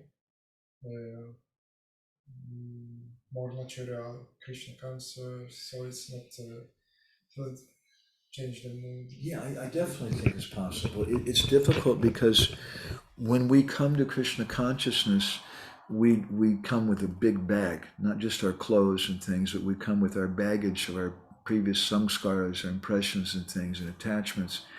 And that's what makes everything complicated, because everybody's living in the ashram and they've all got big bags, and there's not enough room for everybody's bags of impressions and desires and everything. And it gets really complicated. And then we're talking about simple life, but my experience is the vast majority of devotees who try to go from the city to the country in Prabhu, it's going to be wonderful. We won't have to have a car and we won't have to have money. We'll just grow our own food and it's just going to be paradise. And it never practically works. They've done studies on that and done statistics that the vast majority of city dwellers never are able to do that. So when we speak about simplicity, it's a relative concept. It's going to be different for different persons. In Lithuania, our friend, what's his name, the Maharaj there, disciple Bhakti Vigyan Maharaj, he has a traveling preaching program. You must know, Anandavardhana Maharaj. Anandavardhana Maharaj. So I was speaking with him recently at the festival there, and he told me that some people criticize him because he opened up a monastery for brahmacharis. And people are saying, what do you want to focus on the brahmacharis for? It's not nice. There's also Madhajis and Grihastas. And he said, well, look, and I was very supportive of him. So what's wrong? Why can't you have some place where people who just really don't want to get married and want to live a simple life where they can come together and be peaceful and live a more simple life? And I was publicly encouraging him in that way. And then the Grihastas can also do a program, and maybe they don't really want to have the brahmacharis come. They don't want the brahmacharis to come and preach to their son because they want their son to get married or whatever. They don't like the brahmacharis, and the brahmacharis don't really like the Grihastas. It happens like that. I'm using it as an example. But the point being that we need to take responsibility ourselves for our own lives. We've learned a wonderful thing from Srila Prabhupada and from the movement. We've gotten wonderful training. And here in Hungary, there's so much good training, but then what do we do with the training? So many times it's like, if you ever watch Peanuts, there's a cartoon by Charles Schwartz. There's a character called Linus. And Linus has a blanket. It's his comfort blanket, and he keeps that everywhere he goes with him. It makes him feel comfortable. And so we have our comfort blanket that I have to just be, I have to have this training constantly the rest of my life. But we need to some of us need to go out and do something economic, start some business where devotees can do, start a monastery like Anandavardhana Maharaj has done for brahmacharis. And even if people criticize, well, fine. But this is for us. And those devotees who are there, they're happy. And they have a nice natural community. Also, usually when we go to Lithuania, we stay in Nugokulda, and that's mostly grihastas there. And that's another kind of community. And it's also not an official ISKCON thing, but it's just a group of devotees, and they have some businesses that they do. Some of them make prasadam. There's one devotee has a construction business, and he's the main force behind the whole community pretty much. And they've got a lot of property and buildings and deity worship, and it just devotees living together in a natural way. So that's not easy. I've been living in Jagannath Puri now or in Orissa for 30 years, and I would like to see a community. And I've talked a lot about it. It's my passion. I'm always talking about community, but devotees are not coming. And I think, well, what's wrong? You can take bath in the ocean every day in Puri, chant japa at Siddha Bakul, go have darshan at Tota Gopinath, have Jagannath Mahaprasad every day, do Harinam on the Grand Road in front of the Jagannath Mandir. Wow, I mean, who wouldn't want to do that? Isn't it? That's pretty ecstatic. But why isn't there a community there? And why is it in Mayapur, there's a huge community, and I always hear devotees complaining, Prabhu, there's politics, and also other devotees who don't experience that, but some of them complain about things. Why is it devotees going there so much? It's hard to be a pioneer. To start something is difficult, but everybody wants to go to Mayapur because there's the government school, there's a Gurukul, there's so many schools for your kids, there's things you can do for making money, there's so many different services, there's so many things that are already established, you have friends and things. Whereas if you go someplace where there's nothing, that's really, really hard. But those pioneers who start something, they're the founders of things, and they're the ones that we remember. We remember Prabhupada as the founder Acharya of ISKCON. We remember Srila Shivaram Maharaj as the founder of New Brajadam. And he's always going to get some kind of, whoever starts something like that, I don't want to talk about Maharaj in that context, but someone who starts something that's like pyramid business. You start something and you get the benefit of all the downflow. And so for so many generations, someone say, oh, Bhakti-David started his own community, and we have his statue there. And we remember this community was started by him. And in 100 years from now, you remember, yeah, Bhakti-David, the same. And you get so much benefit because you did something like that, which will go on for so long. So I'm a fanatic about this community thing. I think it's just our life. It's a solution for everything. But how it manifests, as you're saying, how can we have that simple life? We have to simplify, and we have to look for ways to do that. And sometimes the brahmachari ashram sometimes isn't the most simple place as far as a building, an ashram goes, and maybe someone goes and lives with an Untitled Maharaj, or someone goes and lives in the village somewhere, and they just have their own hut or something, and that's a simpler thing for them. That simplicity, we need to learn the principles of things, just like we go to school to learn mathematics, and our purpose isn't that we just run around and go, 2 + 2 is 4, 4 + 4 is 8, 8 + 8 is 16. Not that we just memorize numbers, but we memorize the principles. We learn the principles of that so that we can utilize those. It's really important.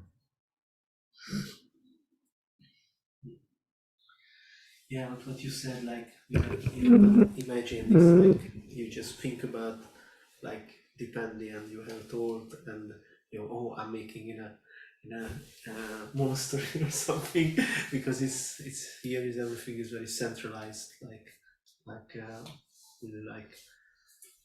don't say in one hand, but like when you centralize everything, when you want to do something, you are not really welcome. When I decided to get married in Los Angeles, the first thing I did, went to my temple president, is it okay? And he said, yeah, I mean, this is my life. but I'm going to my temple authority to ask him for permission. And then he said, yes, you should do. And then I said, well, who should I marry? And he gave some suggestions. And I said, so what should I do? Should I go to school? Should I get a job? Should I, how? We had no clue. And we need to take these, we need to grow up. And most people are not going to live in the temple. I travel around the world, meet Prabhupada disciples. How many Prabhupada disciples live in the temple? I don't think I can think of even one. I'm sure there must be some exceptions. But those older devotees, practically none of them are living in the temple. It doesn't mean the temples are bad. They're needed. But they're like kindergarten. Who wants to live in kindergarten your whole life? So we need to make some facility for devotees. Economic, I think about it a lot. I'm a useless person with money. But I think about that a lot because it's such an important thing. To be independent, to make communities, we need to have some kind of business thing for that. And brahmacharis need to have some, how are they going to make money? I know sannyasis who go on the street and they sell stickers. So they have enough money to travel and preach and to pay for their rent and things. Or they do some other work, they're teaching English or something, and they're sannyasi. And that's sad. There should be some good economic basis where he can do something which is natural for him. We should think about these things. And oftentimes our temples, they don't speak about that. They don't speak about economic programs and how important that is for devotees. And we don't prepare devotees for that. But how are we going to make a community? How are we going to make the world Krishna conscious? The only thing we're expecting is everybody's going to move into the temple. It just doesn't work. You have something more? Not now, but we are. I think in 1 hour ago we speaking about this a little bit, like this engagement. I would like go back this point a little bit, like engage the peoples, and I think it's connected with this also. Like I just think about like have this mood when we are reading the Prabhupada Lilamrita, and have this matchless gifts mood, like small place, nothing. The devotees don't have nothing. Srila Prabhupada don't have nothing, and he start to preach, and the people is coming, and they are want to help to Prabhupada, because he don't have nothing, like not a big movement, nothing, and after that the whole start to institutionalize, okay, and become temples become and organization and everything, and we lost this matchless gifts mood. So I'm always think about like we need this, like develop temples and organization and everything, but in the same time we need lots of matchless gifts around the world where the people really like engaged, and they are engaged how they are want to engage, like this example what you said, this story with the toilet paper, like you just have this guy have just like without expectation just want to give, and but he give because he see nothing here. But when everything is professional, like this is our problem here in Budapest also. You came in the temple and everything is professional. What can I do? What can I do? It's everything, and also like we don't want like people do nothing. We just want, because it's professional. Everywhere is the positions is everywhere is fixed. We just want Sankirtan devotees who distribute books and make money, and that's it. We don't want, and maybe some cleaning person and maybe some cook. But this is I see that problem in Orissa. I don't mean to offend anybody, somebody hears this, but many of the devotees who join, they come from very poor families in the villages, and they're very wonderful, amazing devotees. But some of them join because there's more opulence moving into the temple. And historians and sociologists who studied sociology of religion have commented, I was reading something recently about this, that in what is the difference between a movement like the early Christian movement and the Christian church. What's the difference between the two? There's many movements which are started by inspired persons, and people are moving, are doing things, but it becomes a church, it's ecstatic when it's moving, and then it becomes static, which means it's not moving. When and the symptoms are that we start living in the past, and we start living for comfort instead of putting ourselves out and doing some austerities. And it's such a beautiful thing to me. I like to encourage devotees to go and open their own preaching centers, or go out and do padayatra and meet people, or go and travel in a van. And it's austere. To travel as a sannyasi, to travel as a preacher, it's a really, really austere life. You don't have anything, but it's also really, really ecstatic. And when we do that as an individual, we progress more.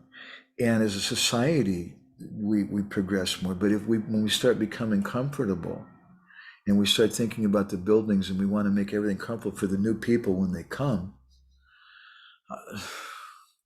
then it becomes problematic. Srila Shiva Ramaraj told us once some things that he said that in the beginning things are so very sweet and very, very intimate and simple.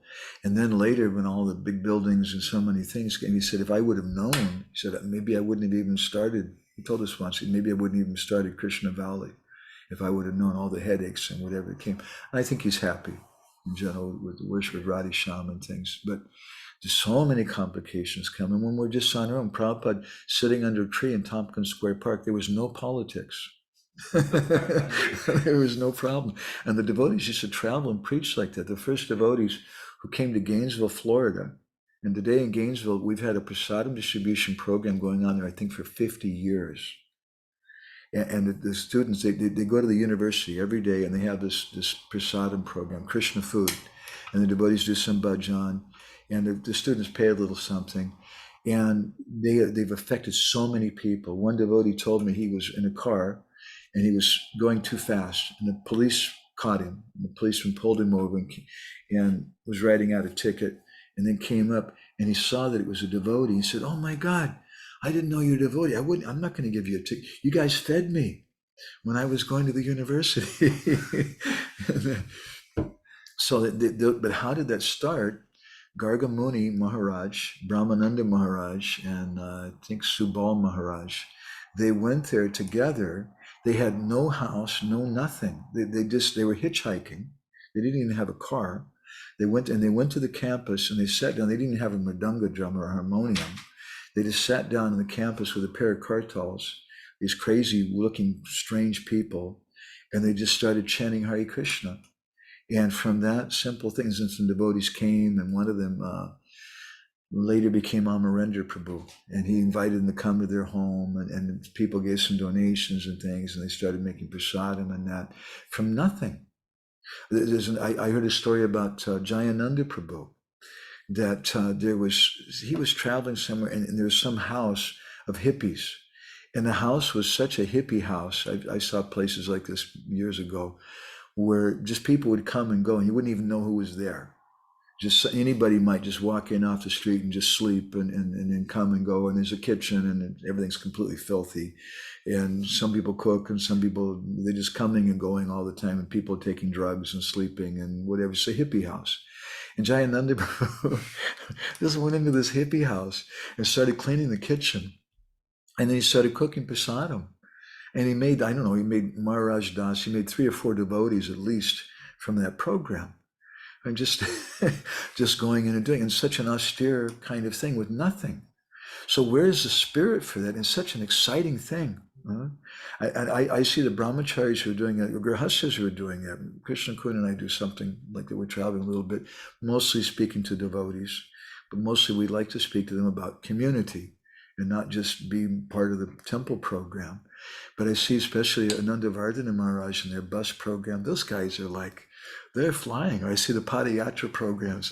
You have no idea, especially when it used to be sometimes we would go, and Krishna Kun was telling me too, she did traveling Sankirtan with the Mataji party, and they would go out, and they wouldn't have enough money for gas or for food, and they would go out and they would just sell some books, get some donations, and they would beg money, maybe beg gas or something, and they wouldn't know where they would stay or anything. They would just every day they were just completely dependent on Krishna. And we live like that also in America on the road as a brahmachari. And that's just such an ecstatic life. It's very hard to describe. And people are attracted by that. I was so attracted by that. I didn't know the devotees, but I wanted to live like that before when I got out of high school. I just want to find God, and I'm just going to become like a monk and just wander around, and and God will take care of me. And, and I was living in a cave and living here and there and doing things. And it was a blissful kind of life in a sense. It was also mundane and terrible because there was no Krishna. But it was blissful to depend on the Lord, and just who knows where I'm going to go next. And we need that. And I feel in our society that that's what sannyas is really for. But sannyas in our movement many times becomes like an institutional position, like being a bishop or a cardinal or something like that. But sannyas really means someone who's just free, and they just go anywhere. And that's what brahmacharis mean. And that's what preachers should be. It used to be, if someone moved into the temple, I heard this from Bhakti Bringa Govinda Maharaj, the devotees would move into the temple, they'd be there for 2 weeks, and someone would say, okay, now you should open up your own preaching center. And they'd been moving for 2 weeks, and they would go somewhere where they didn't know anybody, and they'd sit down in the park with some kartals and chant, and they'd do something. I was speaking with Ramananda Prabhu, I don't know if some of you may know him, he's in Scotland. And he was telling us that for years they had this vision, every town and village, and they would go, every village, every small village. That's what Padayatra is doing. And you want to give every village, every place some opportunity to be Krishna conscious. It's so exciting. And if it's not exciting, when we stop the movement, we stop moving, and we become comfortable, then it becomes a religion, it becomes a church.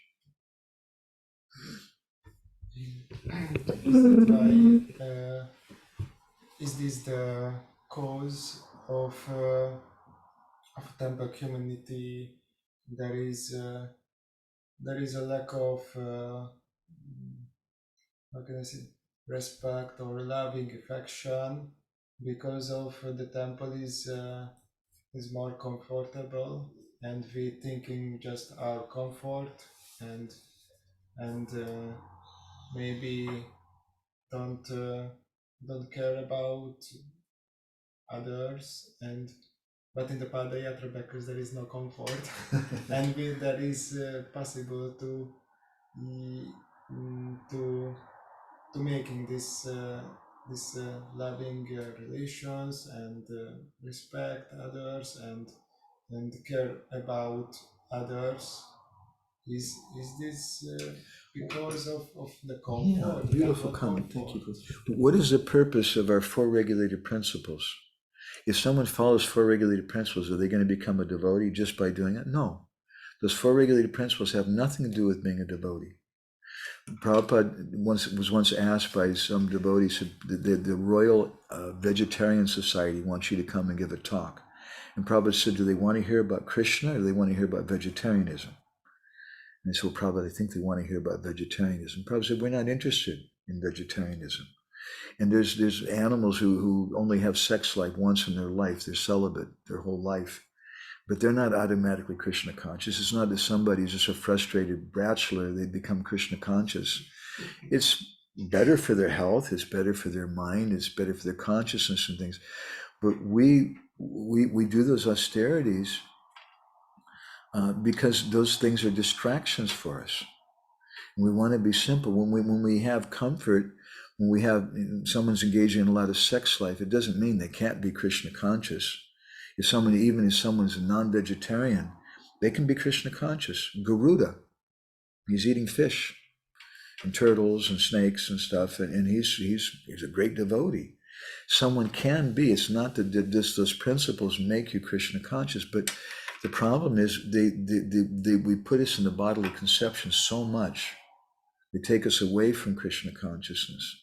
It makes it really, really hard. It's really hard if someone's having illicit sex to think I'm not my body and to become absorbed. in doing nam bhajan. It's a very, very difficult thing. So yeah, when we have more comfort, we become more selfish. We become more self-centered, and we can't think about each other. When we're just giving everything, we're just going out there, and people see, what are these guys doing? Why are they here?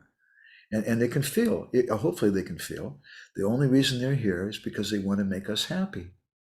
That's our only business, is to make people happy. And if they can really feel that, wow, this is an austere life, but they just want to make people happy. It moves their heart. And a lot of people want to become like that. And we should have that. It doesn't mean we shouldn't have some comfort also. And the devotees, their comfort life is not like the non-devotees. Even sometimes devotees criticize the sannyasis. Someone was complaining to my Guru Maharaj, yeah, our sannyasis, they have computers and they fly in the airplane and they have silk dhotis and this and that. And Guru Maharaj said, don't think. Their life is not like a materialistic person. They may have a nice dhoti and a nice suitcase and a nice computer, but that's all they have. It was materialistic people. They've got a mansion and they got so many things and so much sense gratification.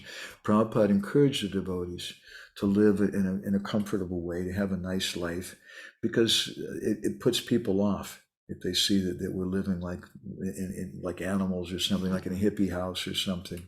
It doesn't attract people.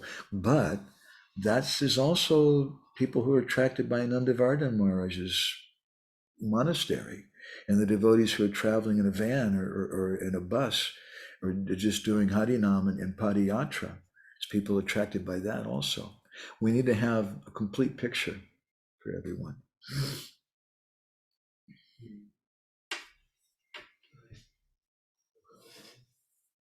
Just regarding this point that we should have the complete picture.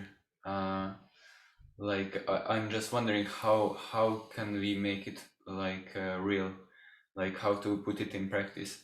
Because now you just give me this realization that now we are just aiming for single one type of person who can fit in the ashram, and that's what we thought that this middle ashram, this contemporary Vedic ashram, could be good for, that we are making bigger room for different kind of people.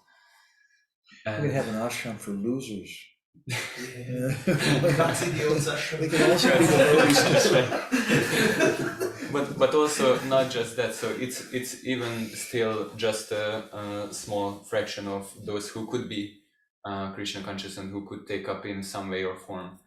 So how could this movement be liberated, in particular here, how can it be started? It's interesting. I'm going to say something a little controversial. That our temple buildings can become like the Aghasura demon, and they can swallow devotees, and the devotees die. Just like the Aghasura demon, that demon, the boys, the great devotees, Krishna's personal associates, went inside the demon, his mouth, without Krishna, and they all died. Later on, after Brahma Vimohana Leela, the devotees, the boys came back, and now Aghasura was just this big skeleton. And that same body of Aghasura, which was the place of their death without Krishna, with Krishna became a playground. So we have to just follow our basic program and really stick to what Prabhupada said. And therefore, we always repeat this thing Prabhupada said to the GBC in Mayapur once. He said, this chanting should go on. Instead of meetings, resolutions, dissolutions, revolutions, and no solutions, there should be chanting. This is our movement. We always have to keep a focus on that. And as part of our movement, we need to have Krishna Katha. We need to have discussions, and we need that Krishna Katha should partly be doing like what we're doing today. I think we're contemplating Prabhupada's desire for the whole world to be Krishna conscious. And how can we do that? So we should come together and discuss that. If we don't discuss it, and we just discuss about, oh, Prabhu, there's a leak in the roof over there, and the heater's not working in the building over there, we need to fix this thing, and everything's just about our bodily comfort, it becomes really depressing, and so much conflict will come. Kali kukur kadanjadi chawahe. Bhaktivinoda Thakur says that Mahaprabhu came and drove out the dog of Kali with the holy name. So if we don't have the holy name very prominent, if we don't have Krishna Katha very prominent and thinking about Prabhupada's mission and Prabhupada's desire, then we're just going to end up fixing the leaks in the roof and fixing the heater and thinking about our bodily comfort. And we're all going to end up quarreling because there's no material reason why we should all be together. We don't fit materially. The only reason we're all together is for Srila Prabhupada's mission. So we have to really contemplate on that. And sometimes we also have to go outside of our comfort zone. Someone may have a lot of facility in the temple, and the temple's really taking care of me and things, but maybe the temple, I can see that if I traveled, I saw this, if I traveled and go to the Grateful Dead concerts, I'm not going to have a lot of facility. I'm going to be sleeping on the ground. It's going to be difficult. There's going to be a lot of half-naked women running around and loud music and people smoking marijuana and things. It's going to be very uncomfortable. But I can do something. We could make devotees. We can really reach out to people in a way that the living in the temple is not going to do. So to do that, then I have to step outside my comfort zone and do some austerity and go out there and I lose the perks or the benefits, the comforts of being in the temple. Sometimes that may be there. Sometimes the temple is a playground for Krishna, and that's great. But sometimes it becomes like the Aghasura demon, and it swallows devotees, and then they just practically die spiritually in the sense that they just start thinking about the building and how to maintain that, and we become afraid. What group are you from? Oh, I don't know. I can talk to you on the street, but you can't come to the temple because I'm afraid then that you're going to take away some of the devotees. And if we lose some of the devotees, then it's going to be hard for us to maintain the bills in the temple, to maintain all the services in the temple. And we start having fear. Whereas when you're in Padayatra, you don't care if what group they're from, if they're a Muslim or a Christian or a Gaudiya Mat devotee, or what, you're just happy. They come and chant with you. But when we have some building or something, then there's some fear there. And that's not necessarily bad. Those devotees who've worked hard and made those buildings, those structures, and those facilities, we should respect them. And they're serving a very important function. We need to have a place to come together, but we need a holistic picture. We also need to have people who are going outside their comfort zone and being pioneers and are going to places where nobody else has gone before to open a center or do padayatra. Go someplace and maybe you go someplace and just everybody hates you and they're throwing things at you and stuff and you feel very depressed. But then you meet one person who was maybe going to commit suicide that day. Chaitanya Chandraprabhu told me something like that. He was once in Sweden and he was having a very bad day and he'd gone, and what am I out here for? And then he met somebody, offered him a book, and the person was by themselves and he said, I came here to the park to be by myself. Chaitanya Chandra went there because I think he was depressed because he was having a hard day. And he went to the park and he met this guy and tried to give him a book. He said, I came here because I was going to kill myself out here. And now you've come and you're giving me this book. So maybe it's just one person. You go to Padayatra for one town and everybody hates you and they spit on you but there's one person and it may be a very, very special person, maybe the next Shivaram Maharaj or some great devotee. We don't know. Prabhuji? We talked about is that sometimes devotees come to the ashram and after 2 weeks they are addressed to open a new preaching center. So we had discussions about this, that how much responsibility can we give to newcomers, because sometimes I feel that let's give everyone everything, let's let them make mistakes, and things like that. But then we see that sometimes that makes a lot of work for us, which I like that quite a bit. But what's the good balance between giving responsibility and not making trouble for ourselves? Yeah, just speaking to you guys, by the way, and I'm going to answer your question in a second, but you guys have such a good team. I can see you all have such good spirit for preaching, and you're working together in such a nice cooperative way. It's really, really very special. Thank you. So yeah, we want to engage people.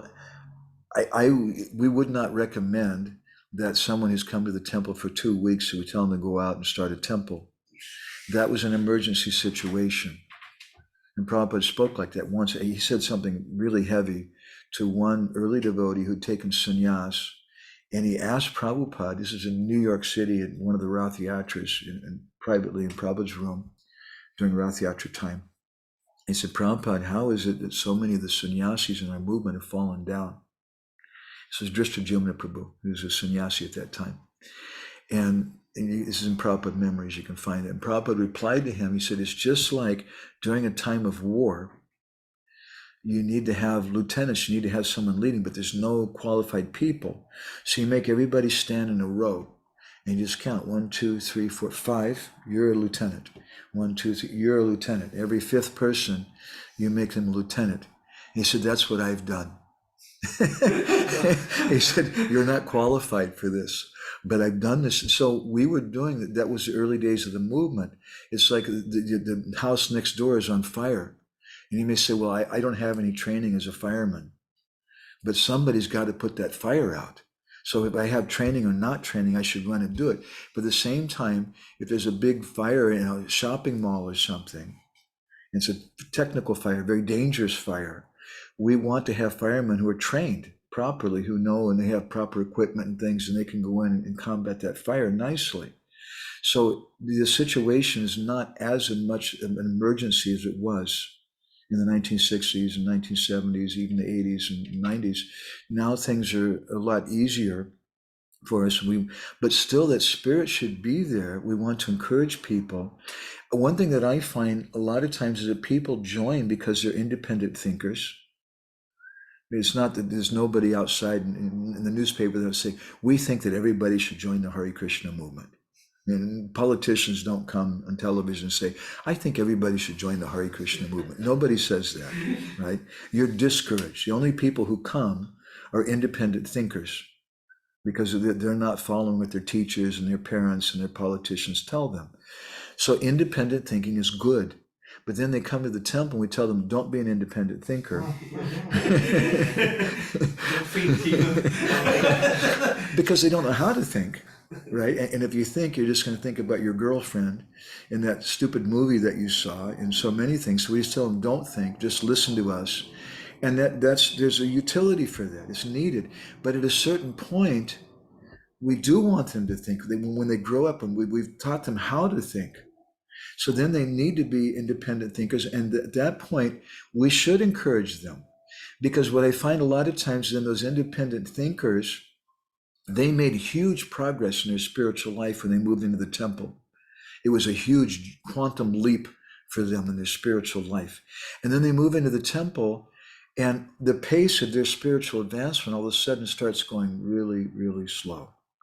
And then they go on like that then for, in 2 months, they moved in the temple, they made so much advancement. Then the next 10 years, the amount of advancement they made in that 2 months, they don't go that far in 10 years.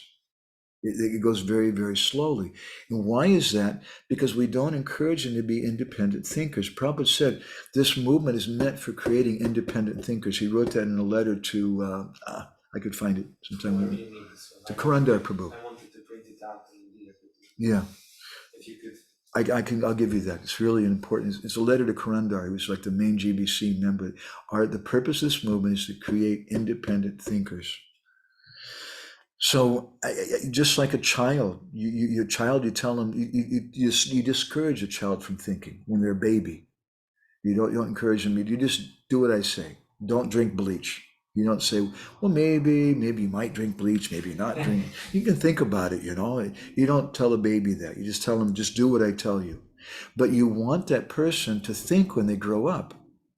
And some parents, they don't want their children to think. Some of us, when we joined, they didn't want us to think about being Krishna conscious. They just want us to get a job, get an education, get a job, get married, make money, make babies, and that's life. right? So they were discouraging us, but we pushed them. We no, I want to be independent. I want to be a thinker. I want to do something more with my life. And a good parent will encourage children like that. And a good devotee, we should also encourage, as preachers, we should encourage people when they know how to think, or they should learn how to think. We don't encourage the brand new people on the street.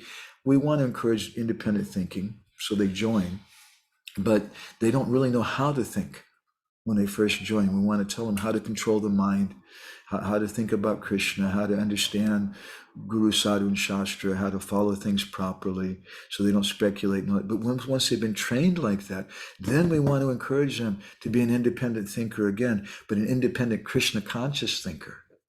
And that's really, really exciting. And otherwise our movement won't continue. The movement will stop and it'll become a church. It'll become a religion then. I'm going to run use the bathroom just for a minute. You guys want to continue the discussion or something?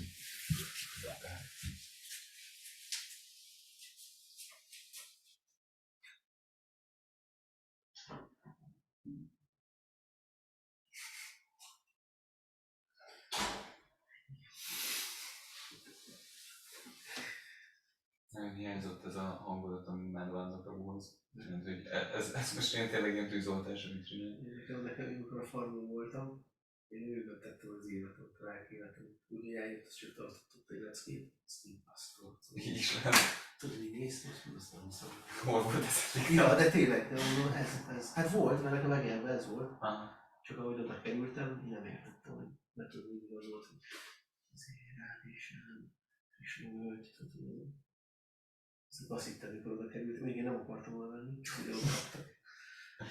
Azt így néztem, azt mondom, várj, ez tényleg ilyennek kell lennie. Ezt nem fogom kibírni, és meghal. Ezt akkor élet, ezt így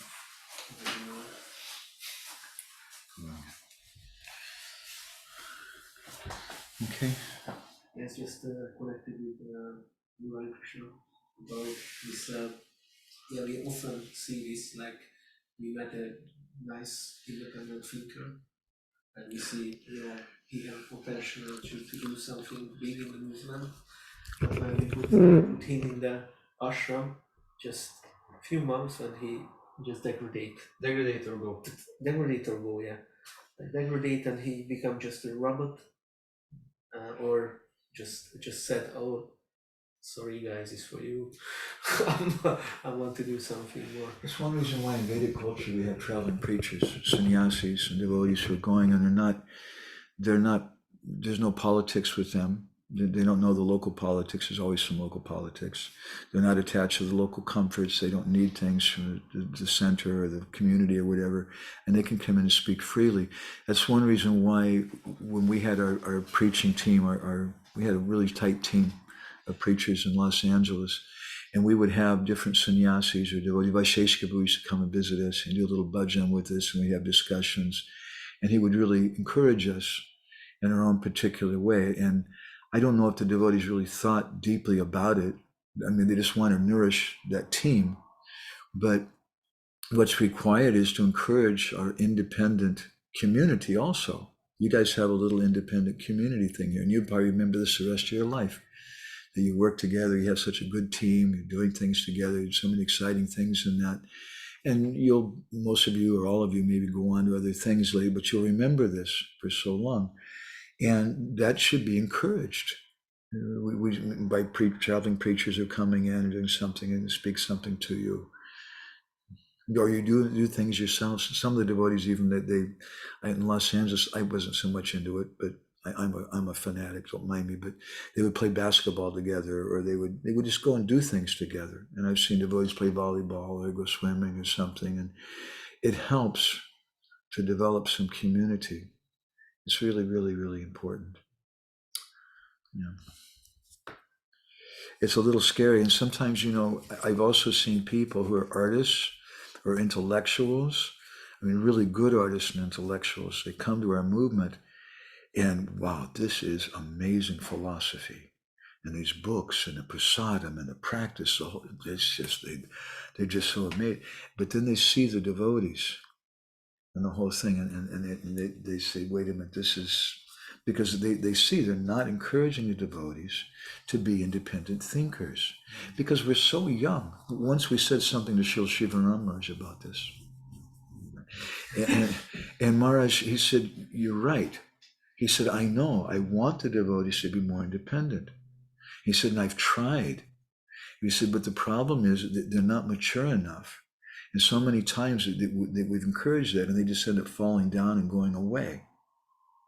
So really, I can see Maharaj wants that. Prabhupada wants that. He wants all of us to become mature and be able to push on Krishna consciousness in our own independent way. But sometimes it's not easy for us. It's just so hard.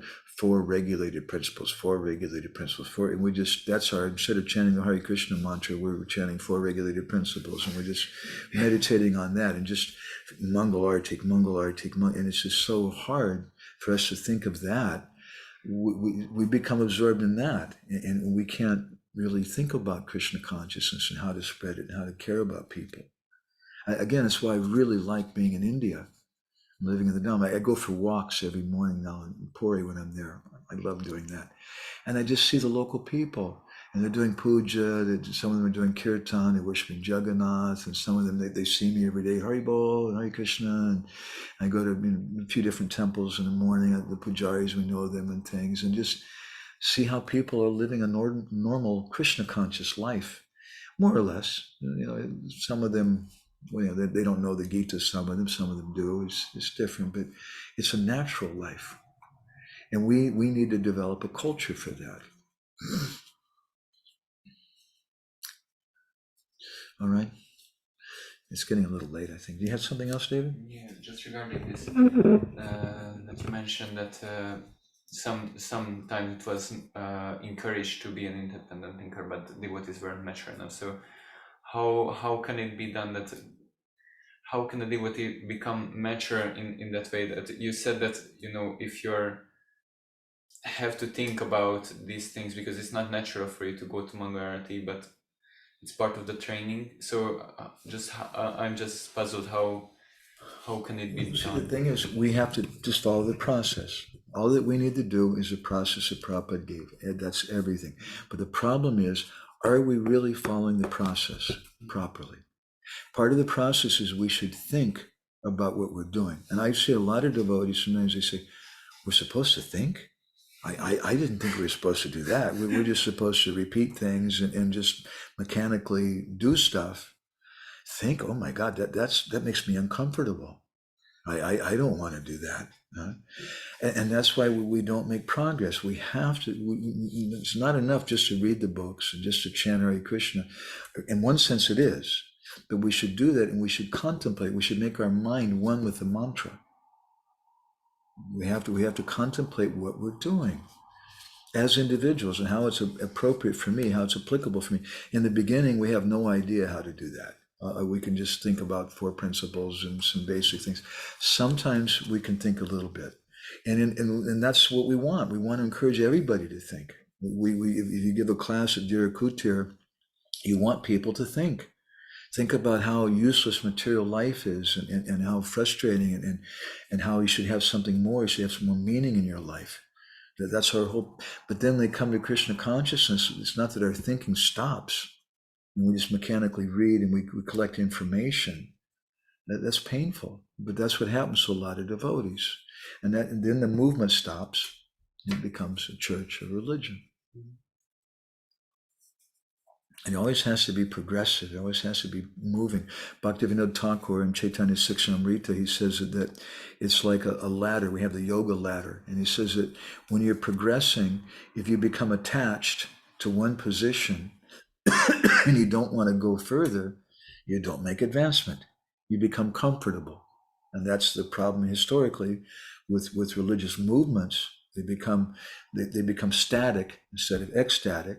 They just stay in one place, and they start thinking about the past and more comfort and buildings and things like that. And there's no more pioneering spirit. That's why I think it's so beautiful that in this yatra, Shri Shivaram Maharaj really encourages Padayatra, and the leaders are encouraging that. That's a really, really good thing. Padayatra is in some ways, now they are encouraged. they need it. And you know, sometimes we were just having a conversation recently with Krishna Chaitanya Maharaj about Caitanya Charitamrita, some video they made with an old friend of ours who's a brahmachari, and he's a regional secretary in one place. He's a brahmachari, and he's a temple president. He's a good manager, and he likes Prabhupada's books, and he likes preaching and Harinam and things. And now they're going to make him a GBC also for a whole nother European country. And I was telling Krishna Chaitanya Maharaj, you should kidnap him sometimes. And just take him with you and just do kirtan with him, katha and things like that. And my brahmachari friend was saying, yeah, please, I don't want that. So you should do that. You should kidnap.